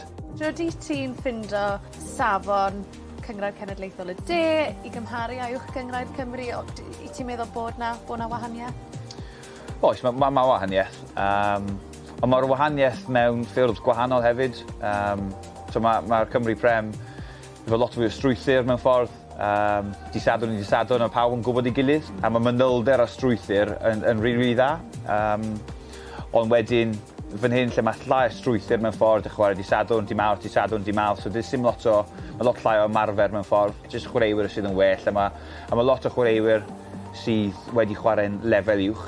Yn dod lawr y lefel yma a yn ffeinio'n anodd, achos mae yn gyngor anodd. So dyna sut fyddai'n cymharu'r ddau gyngor, really. Ti dal yn cadw'r llyged ar uwch Gyngrair Cymru? Wrth gwrs, fi dal ar y scores, fi dal ar y Cymru Football App. Plug. Ie, dwi'n dilyn y boys yn i arfer chwarae efo, so dilyn lle ma nhw ar hyn y bryd, a sut ma nhw'n neud y gyngor, a dilyn y Cwpan Cymru, lle mae Charlie Coles mae fe'n Trefelyn, Tim mae fe'n Caerili ar hyn y bryd, a'n dal fyny efo nhw yn campws neu cael coffi, gwrs mae pêl-droed, so dwi'n dal yn y loop. Dwi wedi cwblhau doctorate efo yn sports coaching yn Met, so dwi'n nawr yn doctor yn nhw sydd yn peth positif hefyd. Diolch yn fawr, ie. So mae hynny'n profiadau gwahanol. Yn anffodus, dwi ddim yn actually hyfforddi ar hyn y bryd. Yn y dyfodol, mae'r definitely option hynny ar y gael, ond dwi'n 29 hynny, so dwi'n eisiau gadael y gêm, dwi'n eisiau gael y gêm y rhifi an. So pan ni'n golygu hwn ar y graffic, fe rhaid ni roi Dr Emily Lewis? Na, mae Emily Lewis yn ffain. Ie, na. Wel, Emily Lewis, diolch yn fawr am dy amser di. Mae wedi bod mor braf cael dod o draw i Western Superme a pob lwc am wneud y tymor hefyd. Diolch am ddod. Penwythnos mawr i'r dyn mawr Emlyn Lewis, pob lwc iddo fe yng Nghwpan Lloegr, ond uwch Gyngrair Cymru, JD. Sy gyda ni heno ar gŵr yna, wel mae newydd mynd, Corey Shephard, am gol. Dyna'r gwahaniaeth rhwng y ddau dîm. English language commentary is available. Mae yna eilyddio hefyd wedi digwydd yn ystod yr egwyl. Gewch chi weld ar y sgrin y manylion Ben Fawcett ymlaen. Newn ni nôl at ein tîm sylwebu felly ar gyfer yr ail hanner. Yeah, thanks Dylan. Welcome back to Maes Tegid, where Haverfordwest lead by a goal to nil.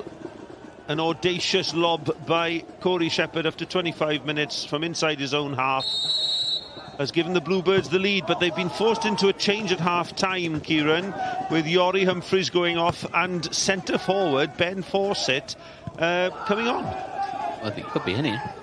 Oh, an opportunity, early opportunity, and it's Arman. Arman gets to the ball first, and it's a penalty. Oh, wow.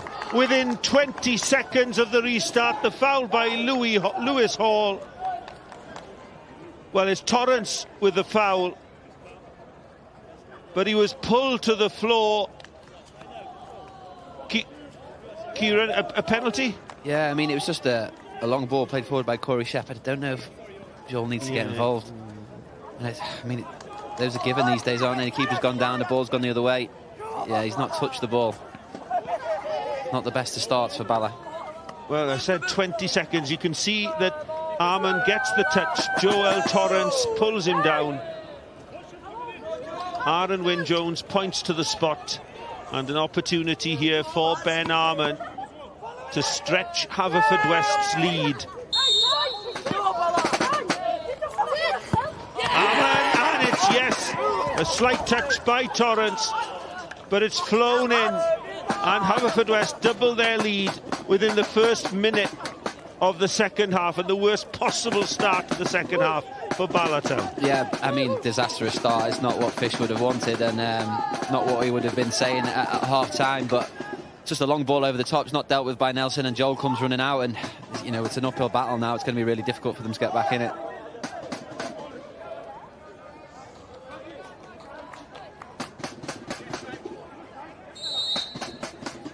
Well, straight down the middle by Ben Arman, keeps his head. 7 goals for the season for the big centre forward, and a good return for Arman. His 15th start. 33 years of age, Ben Arman, and much to ponder now for Steve Fisher. It's a very sad picture, that, isn't it? Yeah, I think the picture says it all. I think it was important tonight for Bala to get the first goal to give them confidence that they could actually hold on to something. Yeah, I agree. Haven't done too well when going a goal behind this season, and yeah, that second's going to make it real difficult. And they have made a change. Hussein Mehaseb is on. He is Bala's top scorer. Prior to him coming on, there were only 3 goals amongst the 11 that started the game. But he scored 6 this season. He has pedigree. But speaking to a few people before the game, perhaps not that happy with his work rate, Kieran. Yeah, I think, like you say, he started the season really well, scored some important goals, but I've played with him before. He can just be really frustrating sometimes, and I think, yeah, that not a lack of work rate, but sometimes just a lack of quality. Sometimes with his back to goal in the final third, it lets him down, and I think that's why he's found himself on the bench a little bit more. But you know, who else do you look for a goal now? So that's why he's come on.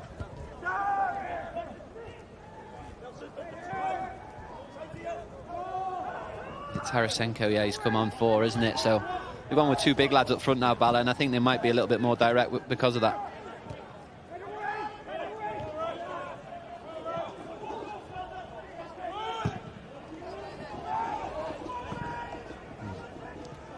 Yeah, Ben Arman, being reminded here, won a very similar penalty against Carnarvon early in the season. Yeah, he's clever, isn't he? He gets his body in the right positions and sort of makes Joel bring him down there. Yeah, he draws the foul, and Joel Torrance fell for that one tonight. Fouled by Ben Fawcett, and he's had his troubles with injuries as well this season, Ben Fawcett. Just the 1 goal at Penybont, that's where he was injured as well. Busy workman-like player. Yeah, I've always liked him. He always does well when we play against him, so I was surprised to see him on the bench, but like you say, he's had a few injuries, hasn't he? Yeah. And injuries and suspensions have really hurt Haverfordwest this season. And Ibrahim missing for Bala as well tonight. Digba sends it long. Headed out by Watts.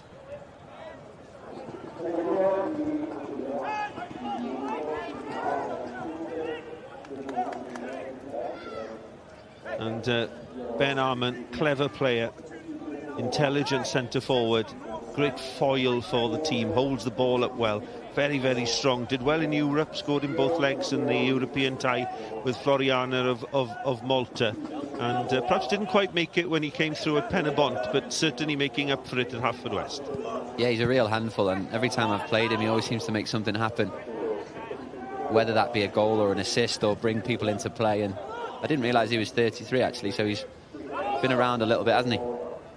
Well, I don't think it's any secret, Kieran, that you too are 33. But he looks a lot younger than me as well. But for a big striker of that age, he's doing really well, I feel, and he was the perfect centre forward that they needed, because Haverfordwest had a number of perhaps quick small, sharp players like Hawkins and Fawcett, etc. But they needed that big centre forward to hold the ball up. Yeah, definitely, and he's the perfect man for the job, and he's a real handful. He gets quite aggressive sometimes. I've seen him tonight, almost on. Yeah, he sort of plays on the edge a little bit sometimes. Yeah. And I think you need that.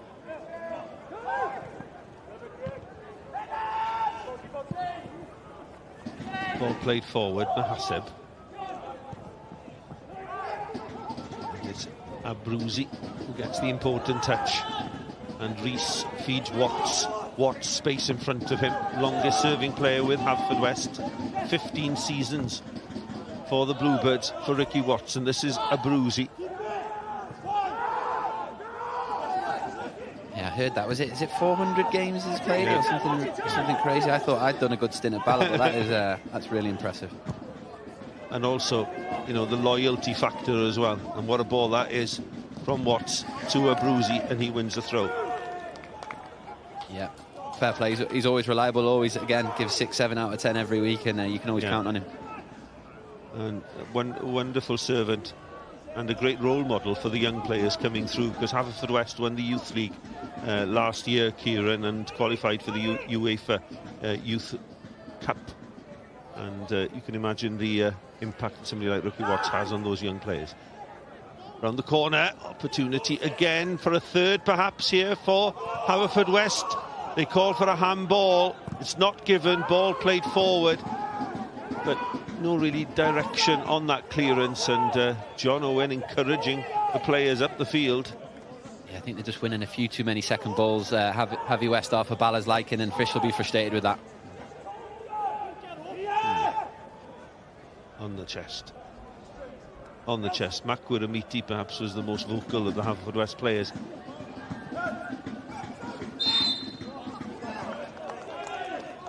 Foul given against Digba. And Haverfordwest will be happy here just to slow things down, take the sting out of the game, Kieran. Yeah, they've got plenty of experienced players, particularly at the back, and yeah, they'll be doing everything they can now to slow it down. 2-0's a good lead, and yeah, they'll take their time setting things up.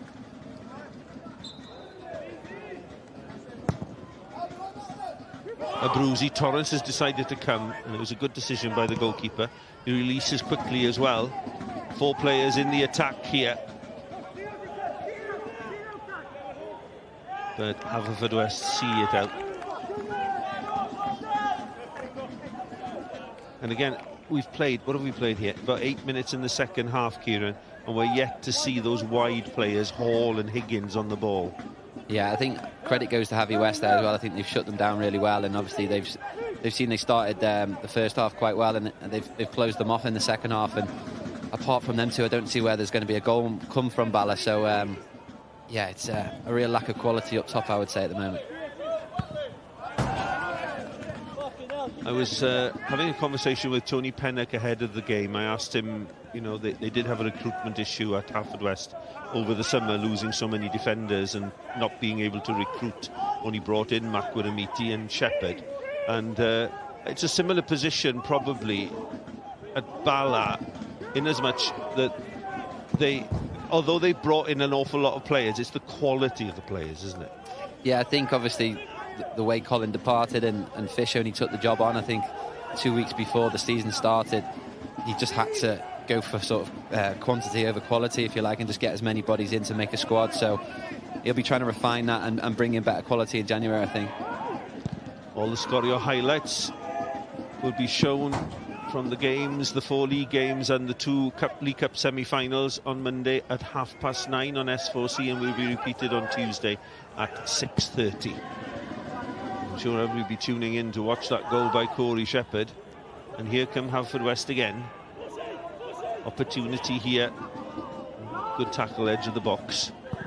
And again, it's that long searching ball which is easy for the Haverfordwest defenders, is to shepherd that ball back to Luke Rees. Yeah, they don't have much. They don't have many options, do they, going forwards, Bala? It's like a...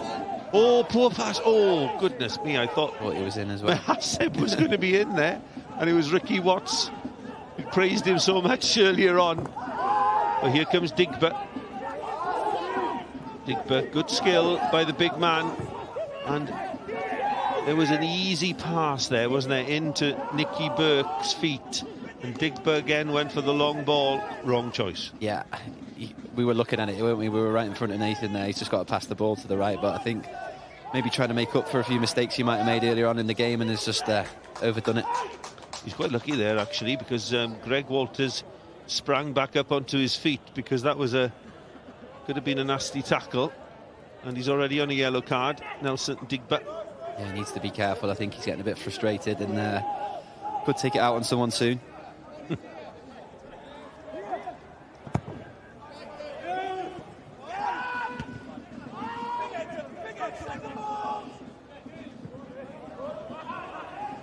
Burke knocks it behind Rhys Abruzzi, but it's easy for Luke Rhys. A complete contrast to last week's experience for Luke Rhys, where he conceded 4 goals. It was a wonderful goal by Ieuan Owen. Probably second on my list for goal of the month, to be honest. I don't know if you saw that one, Kieran, by Ieuan Owen, the Barry centre forward. Wonderful strike by him past Luke Rhys, but he's had a quieter evening this evening. Yeah, the Haverfordwest keeper. I did see that. Real difficult technique, the way he's flicked that in into the corner as well, isn't it? So yeah, it was a great finish, that. But I think we know who's going to win the December goal of the month, don't you? Yeah, I think we've wrapped that one up quite quickly, haven't we? Well, this is Burke. Burke into Bell.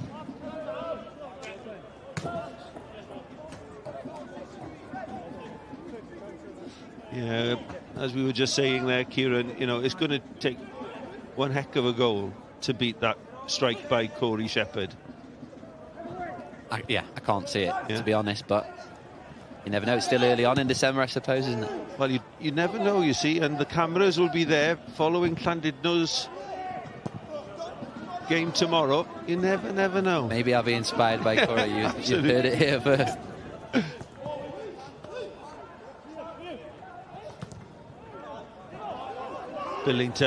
Billington forward, but again, good cover by Ricky Watson. He knocks it long, and there is Arman holding the ball up. Bala knock it long, encourage the run, and it will be a throw. And talking of TNS against Llandudno, we're hearing that TNS manager Craig Harrison is here this evening.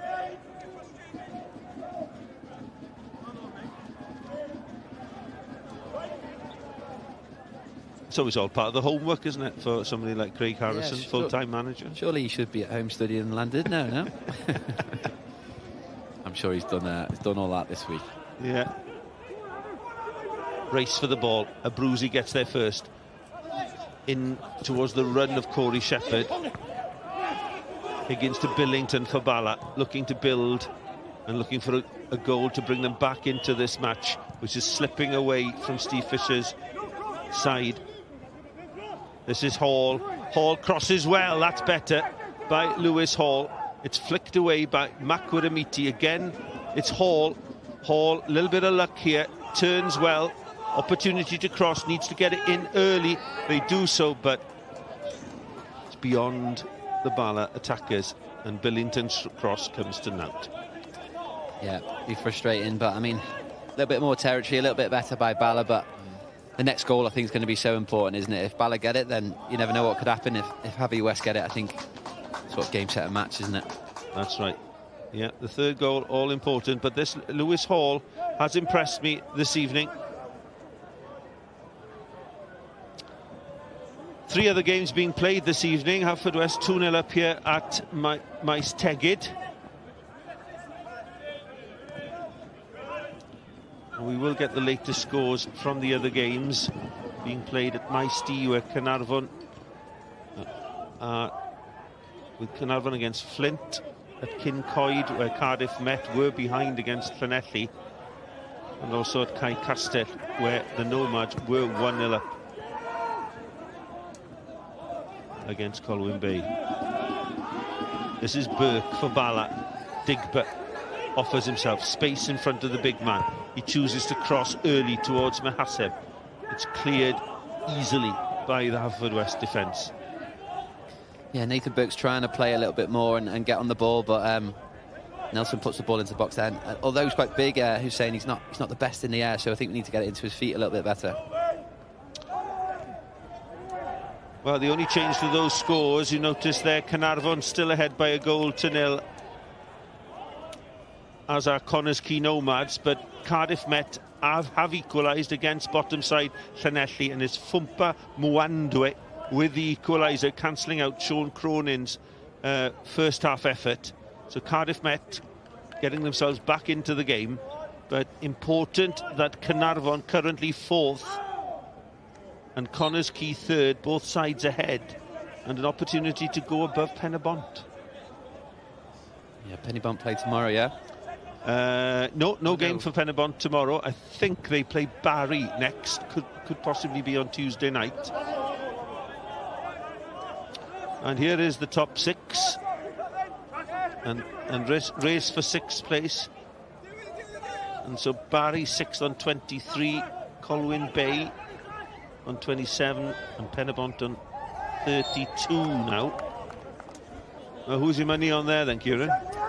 Yeah, do you know, I was impressed with Penybont at the start of the season, but they've struggled in the last couple of weeks, haven't they? And obviously with myself and Llandudno played Connors Key the other week, and you know, they're a really good team on their day. Caernarfon as well. I think between them three, I think they'll be pushing each other for 2nd, 3rd and 4th personally. I think Colwyn Bay and Barry just behind. Well, it's usually 31 points is the threshold that teams need in order to be able to get into that top 6. But it's going to be difficult for Bala if they go on to lose this game. And it depends then on Cardiff Met against Barry, perhaps, the race for 6th place. Difficult games and interesting, intriguing games over the Christmas period will decide things. Yeah, but I mean, for me, this was the most exciting part. You know, the lead up to the split around Christmas time, anything can happen, games come in thick and fast. And then once the split hits, it gets a little bit samey sometimes. Yeah. What do you make of the decision from the Welsh FA to expand the league to 16 teams next year? Then? I think it's exciting personally. I think something needed to happen. I think, you know, if you made the top 6 on a regular occasion like Bala did, you end up just playing the same teams over and over again, and I think it does add a little bit more excitement to the league. Yeah, I think as a player I'd be excited by the fact that they're expanding the number of teams. I mean, others, purists perhaps, would be looking at the quality, etc., but we'll wait and see.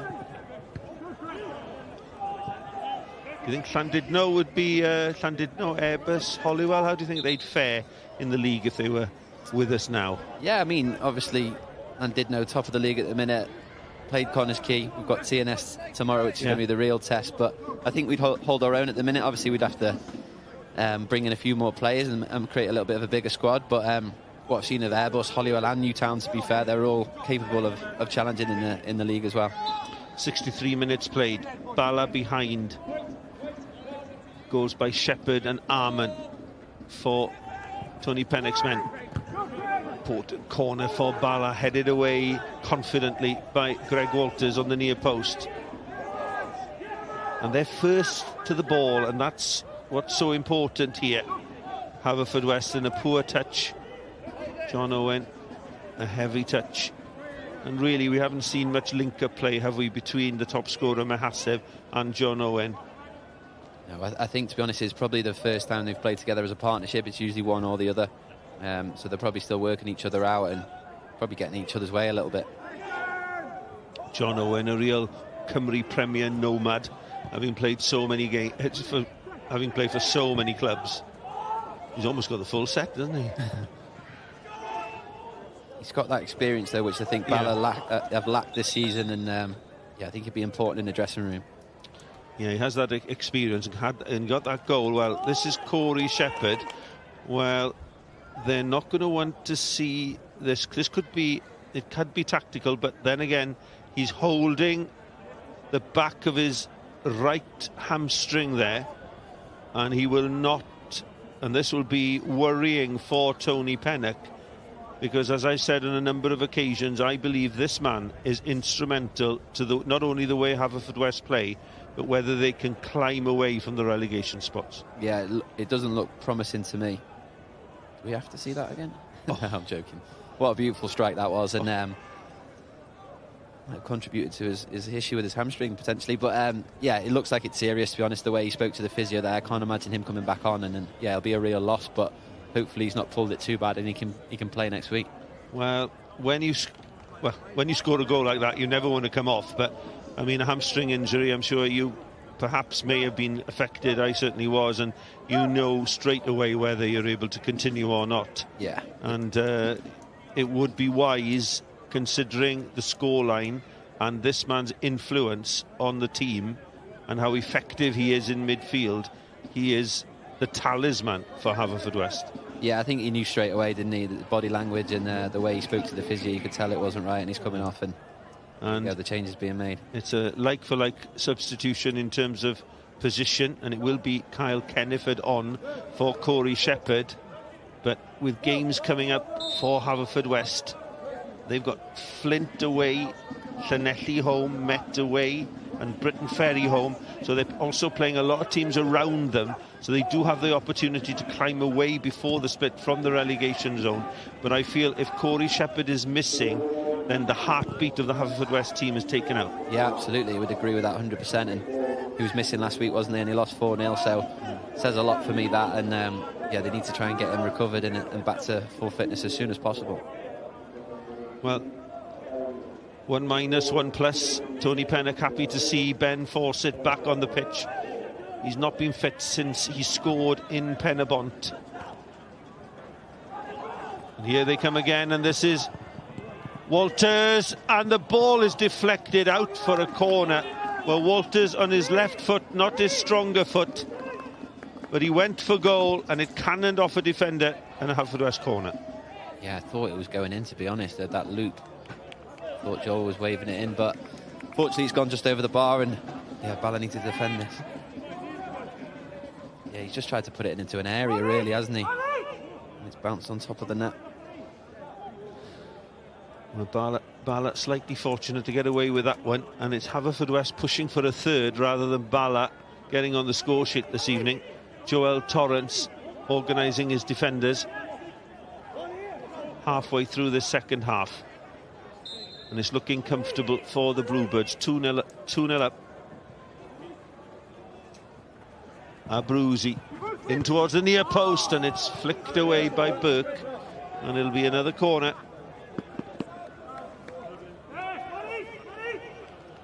Yeah, Berkey's in the right place there as doing the front post position, and I think he's closed his eyes, but he's put it out for another corner.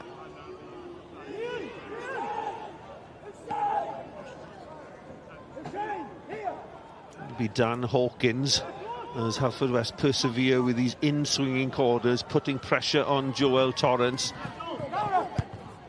Digber clears, and he's done well there. And Kyle Kenniford's first touch is a throw for Bala.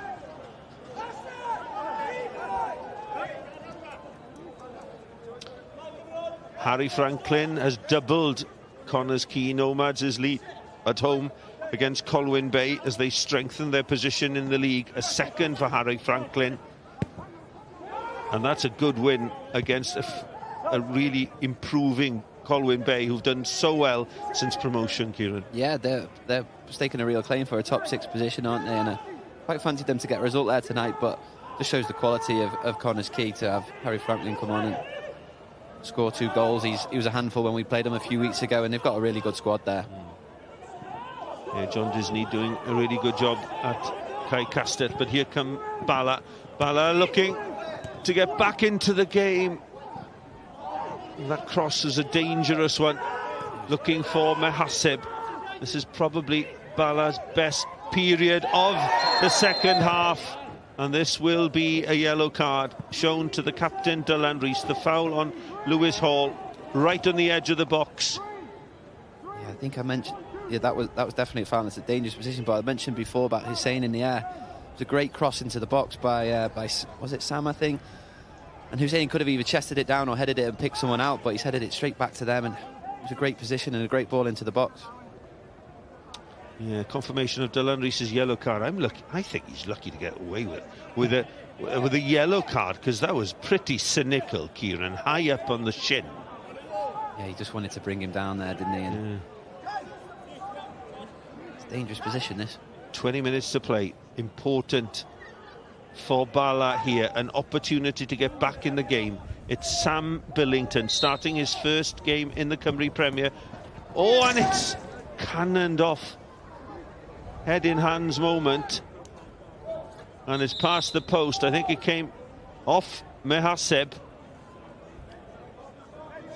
Yeah, not the best of strikes by Sam, but nearly gone in, hasn't he? He's just stuck a left leg at it. Well, not the best execution. I think he had a double hit on it. Do you know? Didn't quite get it cleanly, did he? So Lasser's coming on, Mendes for Bala. And well, further substitutions for Bala here. Going off Will Bell and that shot by Sam Billington, his last contribution. And on Lasana Mendes and Levi Lumeka. So these are new names to me, Kieran. Do you know much about these two players? But Levi, I believe, has got, yeah, they quite like him. He's got a lot of potential. He's quite lively. Lasser Mendes has been around for a while at Bala, had a really good stint with us a few years back. Moved on to Hereford for a couple of years and has been back, I think, 2 years now. But not getting any younger, Lasser, so I think they're using him a bit more wisely now. That's right. Well, Levi Lumeka, I think, has played for Crystal Palace in the Premier League, if I'm right. Wow. I bet he hasn't seen many evenings like this. It's a bit of a shock. Since leaving Crystal Palace. Yeah, they like him. He's got potential and he can do some unexpected things, I believe. Yeah, of course, we've seen Lasano Mendes in the past. Lasser Mendes.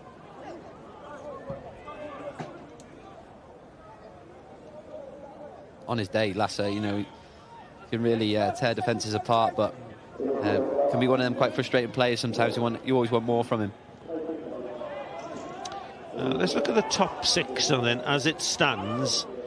Now, Connors Quay winning 2-0 this evening against Colwyn Bay have climbed to second position.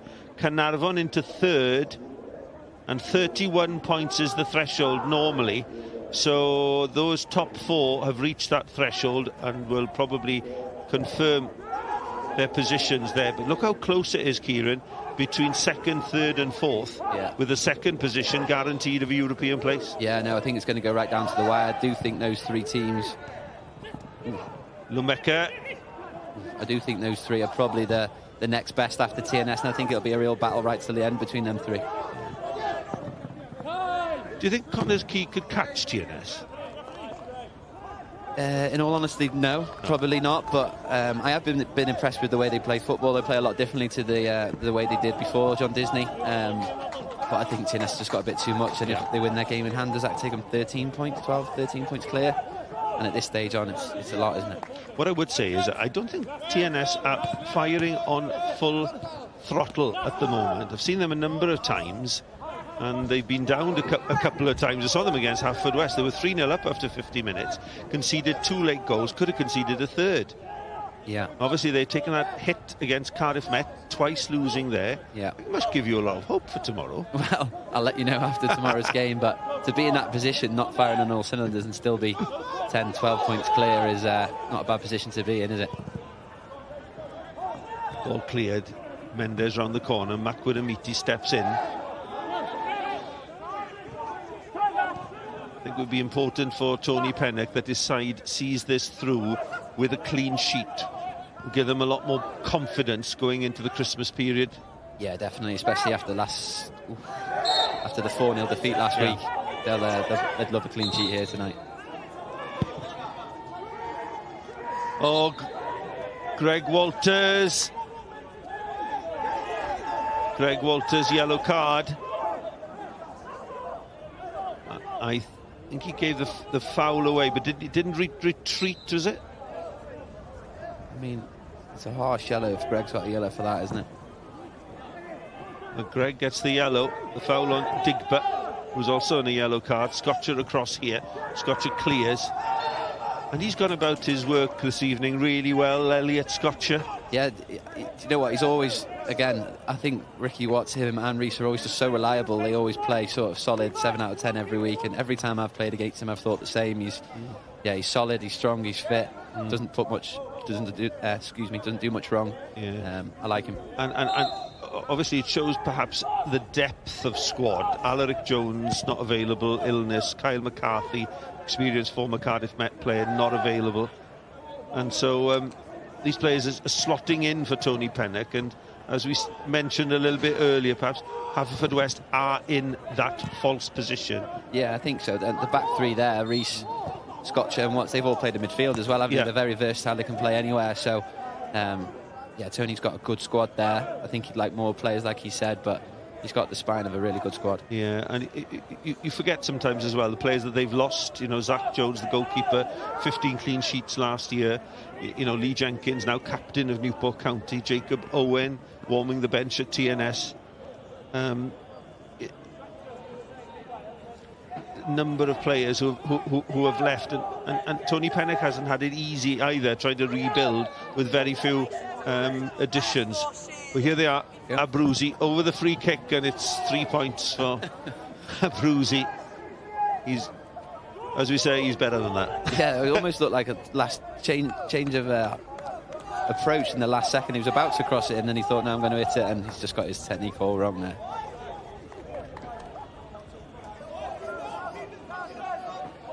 Well, we're into the last quarter of an hour, and if anything, it is looking pretty comfortable for Haverfordwest. I'm still thinking, have I seen Luke Rees have to make a save this evening? And although a few half chances here and there for Bala, they've not really troubled the goalkeeper. No, it's frustrating, isn't it? And I'm the same. I can't remember him making a save, and that'll be the main cause of concern for Fish. And I know that has been the main cause of concern for the last couple of games as well. So he'll be looking for firepower in January, I believe. Well, it's the Club Rugby tomorrow, and it's Scarlets hosting Bristol in the Champions Cup, European Cup. Now there's a foul there, and it's a red card. A straight red card for captain Nicky Burke, sliding in on Greg Walters. He questions Aaron Wynne-Jones's decision. But for the second game running, Bala see red. It was Ibrahim last Saturday against Cardiff Met, and tonight it's the captain. It was a questionable tackle. It was a wild tackle on Walters. Was it the right decision? Difficult one, that, for me. My initial thought was it's a yellow card, it's a foul. I don't think it's enough of a red personally, but maybe...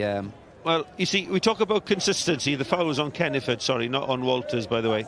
And we see that tackle there in comparison to the Dylan Rees tackle on the edge of the box there. Yeah. Is there a lot of difference? Yeah, no, I think he's a split second wrong. He's gone for the ball. He's tried to take the man with him as well. For me, it's a yellow card. I might be a bit old school. He could have hurt him there. Yeah. It does look nasty. It would be interesting if there was a little package there where we see the Dylan Rees tackle and then immediately see that one to see how much worse the Burke tackle was. I did think I saw Nathan saying to the ref, he said that was the same, Yeah. so it gave me the impression he was thinking what you're thinking. Well, it's Dylan Rees who fouled Lewis Hall on the edge of the box, and it's another suspension, of course, for Bala to deal with, and a critical player for them, Nicky Burke. Yeah, it'll be a big loss. I think they've only got one game for the rest of Christmas, so they've got a few weeks off now, Bala. So it'll be a shame for him to miss that, because he's not going to play for a while, I think. Well, he's going to miss because they've got 3 games left before the split, and they're out of the cups. So Burke will miss the TNS away game on Boxing Day, the Carnarvon home game on New Year's Eve, and then the Flint away game. Perhaps he just wanted a Christmas off. Well, it's a big loss, isn't it? It quite surprised me they haven't got a game until Boxing Day. That's a long time, isn't it, from now to Len? But Christmas has come early for some of the Bala lads. Well, Tony Pennock will be happy to see his captain, Dylan Rees, back on his feet. Not going to want to lose Rees as well, having lost Corey Shephard, the talisman. But it's a free kick for Bala. Still 10 minutes to play, and a goal now would really make it interesting, Kieran. Yeah, it would. It spice things up a little bit. I think if it doesn't happen in the next minute or two, I think it's game over, especially now they're down to 10. But yeah, corner here. You never know, if you get a goal here, it could change the game. Well, Ben Armand protests that he did not get the last touch. He changed his mind. He changed his mind. Has he taken a bit of advice, perhaps, from the referee's assistant? He did. Was he right? Oh. That looked like Ricky Watts' head to me.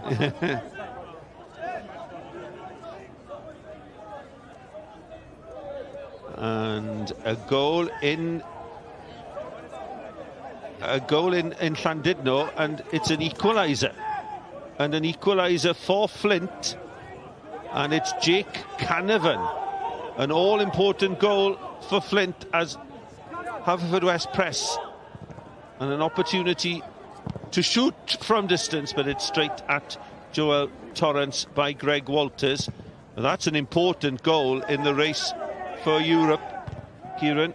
Yeah, goal back there for Jake Canavan. Yeah, and the bottom of half of the table as well, isn't it? I think we were discussing off air before. Flint, they've got goals in the locker, Flint. Yeah. They always have an entertaining game, and I like the way they play football. They just concede a few too many goals at times, but yeah, I think they're quite a good side. Well, ball played forward, Mahaseb. Oh, and he's a snapshot from Hussein Mahaseb. His first real sight of goal there. Slices it wide. Yeah, it was a great pass, actually, and a good run, but I think Ricky Watts got a little touch on it, which took it onto Hussein's foot and put it out. That's a good spot, Kieran. Well done. Good defending.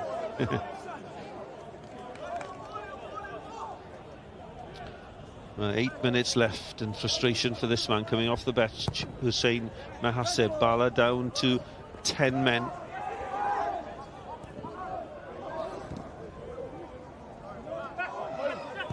Mendes forced to go back by the hard-working Haverfordwest midfield.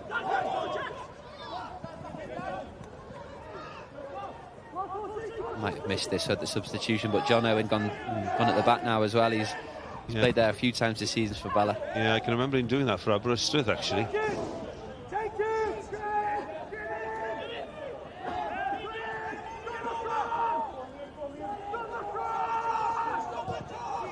Dangerous cross, but again Bala can't get on the end of it, and it's through comfortably for Luke Rees, who's had a really comfortable ride this evening at Maes Tegid, Kieran.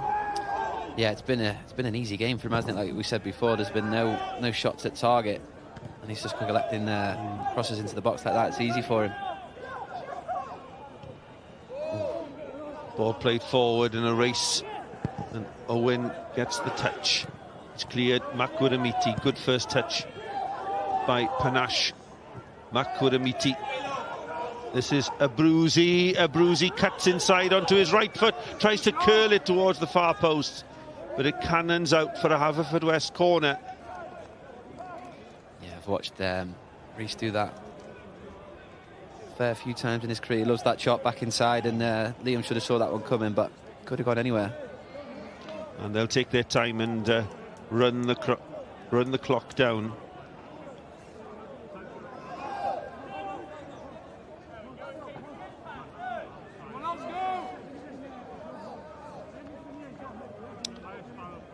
Abruzzi then, who set to play, led to this corner, floated in, and it's Arman who gets the touch, but not enough on it to beat Joel Torrance. And Torrance wants to go long, and he does so.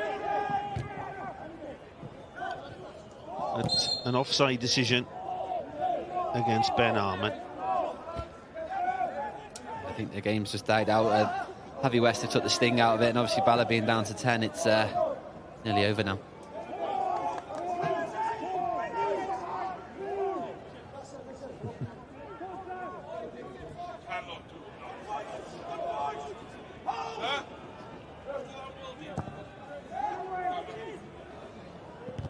Torrance goes long again. Haverfordwest clear comfortably. And on the counter-attack, it's Kenneford, but he can't keep that ball in. Kyle Kenneford. Apology from Dan Hawkins. It's been a hard-working, competent performance by Tony Pennock's men this evening. Yeah, I mean, to travel away to Bala on a Friday night in these conditions is difficult, isn't it? So to be with a 2-0 lead with 5 minutes to go, Tony will be delighted, and would have loved nothing more than 3 points here on the road tonight. And they certainly don't look like a team that should be in the relegation places. I know that, you know, the table doesn't lie, but you can see on this performance, Kieran, perhaps Haverfordwest gaining in confidence and moving clear. I think so, yeah. I think they've got a little bit too much quality to be down the bottom. I think they'll get away from it and get out of trouble. It wouldn't surprise me if they finish top of the bottom six come the end of the season. Yeah. And I suppose, you know, if Bala are forced into going into the bottom six, you know, we spoke before, I think it was 11 consecutive seasons that Bala have had in that top six. I mean, if they have to take it, well, you know, everybody's got something to play for, and that's the beauty of that setup. Yeah, I think it'll be competitive, that bottom six, if Bala and Haverfordwest are in there, Flint as well. There's some good teams in there, and I think it'll go right to the wire. And not easy, you know, Britain Ferry, you know, they beat TNS, but they've not been performing that well. They got a win and a draw, I think, in their last 2 home games. They've now got TNS next on Tuesday evening, but it's not an easy place to go, Old Road, Britain Ferry. Yeah, it's proper football, isn't it? Old school football down there. And it's a difficult place to go. Reminds me of like Bala in the old days with the grass here. It's not the nicest of pitches. No. Well, into the last 5 minutes, and it's looking comfortable for Haverfordwest. They lead by 2-0. Goals by Corey Shephard, a real worldie in the first half, and a penalty from Ben Arman right at the beginning of the second half. In fact, only 20 seconds were played when the referee, Aaron Wynne-Jones, pointed to the spot, the foul by Joel Torrance on the onrushing Ben Arman.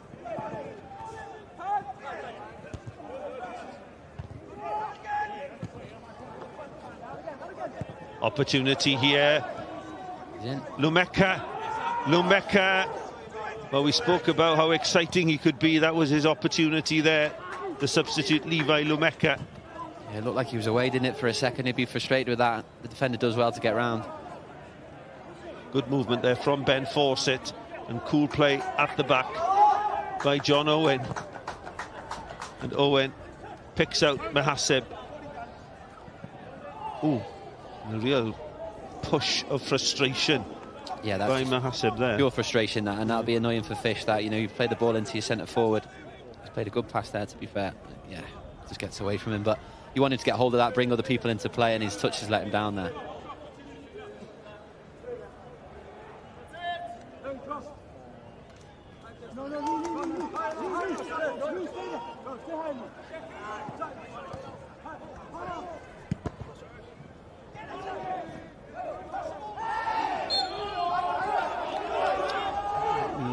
Yellow card here for Kyle Kenniford, and somebody had said something here. I think it was Lasana Mendes who's had the yellow. Yeah.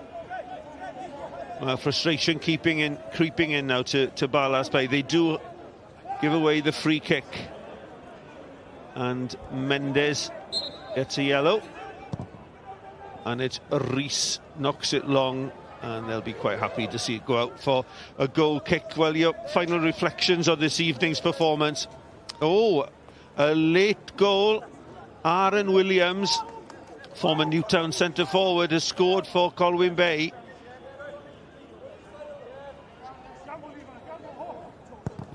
And we hear as well, it started ever so well for Sean Cronin, the Llanelli centre-back, putting his side ahead. And they don't score many, but he's now seen red in the second half. But it remains 1-1 at Kincoid campus, but Llanelli are down to 10 men. But Aaron Williams pulls one back for Colwyn Bay. It's good. Harry Franklin's double looks as if it's going to take the points there. But it's a good night for Connors Quay and a good night for Haverfordwest. Yeah, I think Haverfordwest deserved the win at the end of the game. I think that penalty early on in the second half has completely changed the game. It's not what Bala would have wanted. They wanted to come out on the front foot, but you've got to say, obviously, the goal by Corey Shephard was worthy of winning any game. Yeah. And then the 10-man, the red card for Burke, he's just killed the game a little bit, really. Just lacking a bit of quality, I think, in the final third. Bala. Mendes! Oh! Well, a right foot shot, inches wide. He acknowledges the pass. Yeah, it was a good set by Hussein, and I thought it was going to trickle in. He's dragged it just wide. Probably the real good opportunity they've had, I think. I'm trying to think of other Well, it would be interesting to see the statistics in terms of efforts on goal and on target, because I think there have been very, very few on target from Bala this evening. Yeah, like we said before, I don't think he's made a save, has he? Well, on tonight's performance, Kieran, do you see Bala being dragged into that relegation zone? Yeah, it pains me to say it a little bit, but I do. I've got concerns for them. I've got a few worries. I do think they need to try and get some players in January to turn things around, particularly higher up the pitch. If they're not able to do that, I would be concerned, and I think they could be in a real relegation battle, in all honesty. Well, here's the goal that started Haverfordwest's journey to an important 3 points. Corey Shephard. See him. As soon as he hits that, he starts jogging off, doesn't he? He knows it's gone in. Great goal. Yeah. And Corey Shephard is confirmed as the player of the match, Kieran. Not the hardest decision for Malcolm Allen to make this evening. No, I don't know if Malcolm was listening to us, but I think after 20 minutes we said that he was probably going to be man of the match. I know he only lasted an hour, but yeah, fully deserved, I'd have to say. Oh, and a crucial goal, a crucial late goal for Cardiff Met at Kincoid campus, and it's Sam Jones who's got it. Sam Jones has put Met ahead with seconds left. Cardiff Met 2, Llanelli 1 in the race for the top 6. That's another crucial goal and a crucial 3 points for the Met. That put them in a really good position now, only going into the last few games. Llanelli must be so frustrating at the moment. Bala looking now for a consolation goal. We've played 2 of the 4 added at the end of this match. And as you said, Kieran, perhaps on this sort of performance and getting all their players back and perhaps recruiting well in January, Haverfordwest could be pushing perhaps for a 6th, a 7th place in that bottom 6. It wouldn't surprise me. Come the end of the season, they were top of the bottom pile, if that makes sense. Yeah. I could see them pushing on and collecting points. And they've done that before as well, having come from a lowly position through and winning the playoff. Won the playoffs twice, including one last season when they beat Carnarvon comfortably at the Bridge Meadow. Yeah, they've got that experience now, haven't they? Playing in Europe a few times as well. Tony's a great manager, I must say, and I think he'll pull them out. I think sometimes you get the supporters scratching their heads, wondering why the team is where it is, but Tony is he's got a cool head, hasn't he? Yeah. So much experience, knows the game inside out. Yeah, got a lot of respect and time for him. Every time I speak to him, he comes across really well, and yeah, he speaks well. Well, seconds left, Kieran. Thank you very much for joining us on Sgorio this evening. Hope you enjoyed it.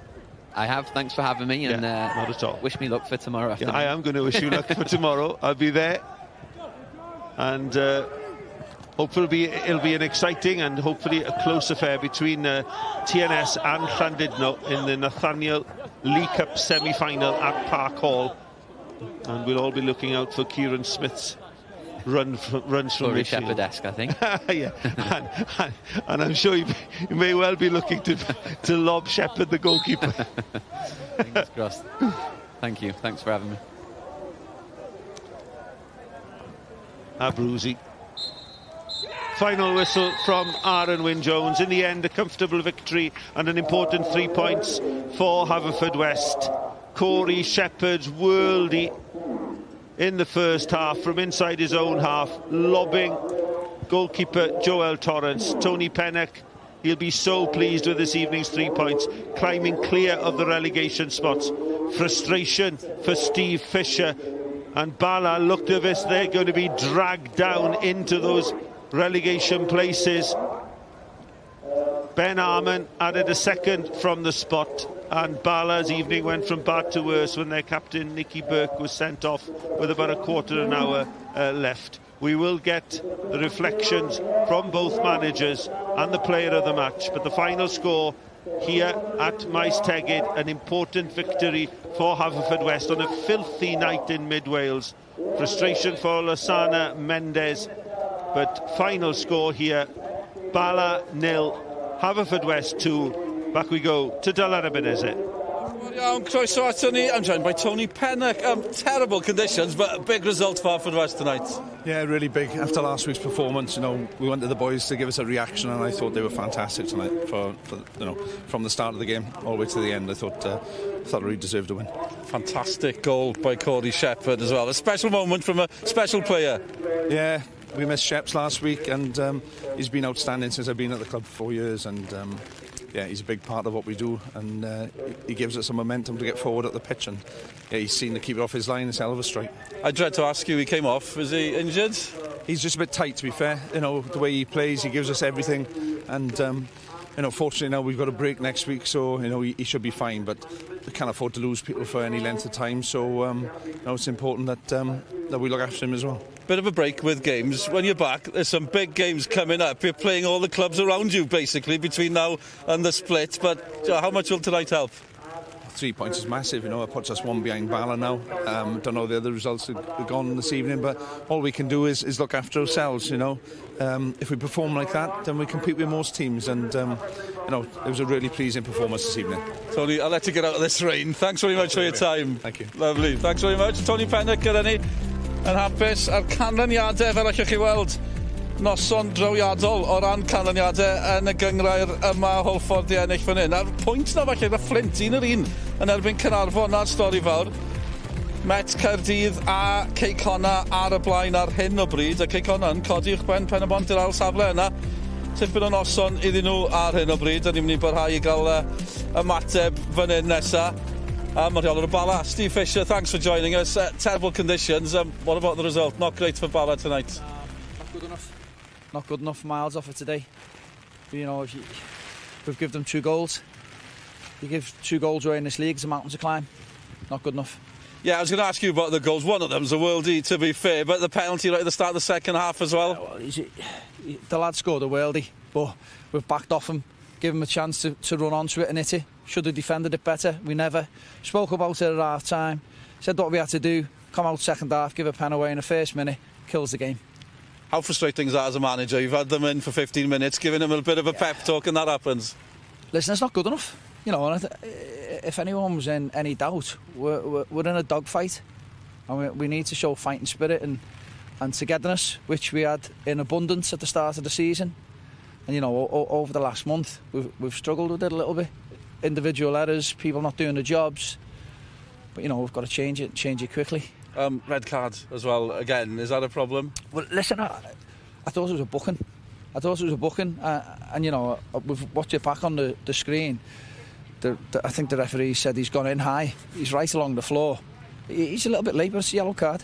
It's definitely not a red. But getting a red card, that's 2 weeks on a bounce for the man sent off. We haven't had a man sent off all season. We've had 2 in 2 weeks. Killed you. Also, a few weeks off now, no games till after Christmas. Does that help? Is that a good thing or a bad thing? No, not really. For me, if you lose a game, you want to get straight back into another one, put it right. But we've got to wait 2 weeks now, and it's listen. I suppose on one hand, it gives you a little bit of time to work on the training ground and do whatever. But really disappointed with tonight. Steve, I'll let you get out of this rain. Thanks very much for your... I hope you got some dry clothes somewhere. No, I have not. Steve, thanks very much for your time. Brilliant, as always. Bala Town yn ymuno gyda ni nos yn anodd iddo fe ar Bala, ar tabl yn drawiadol erbyn hyn. Pethau di newid heno yn uwch gyngrair Cymru, JD Cwpan, y gyngrair sy'n cael yn sylw ni nesaf. Mwy o bêl-droed byw i chi. Ni'n mynd i guddio rhag y glaw a ffindo ymbarel sydd ddim di torri. Diolch yn fawr iawn am eich cwmni o'r Bala. Dwi'n siŵr am cwch banana, arch no wan i angen heno. Hwyl fawr i chi, ro'n i'ch cynfeir.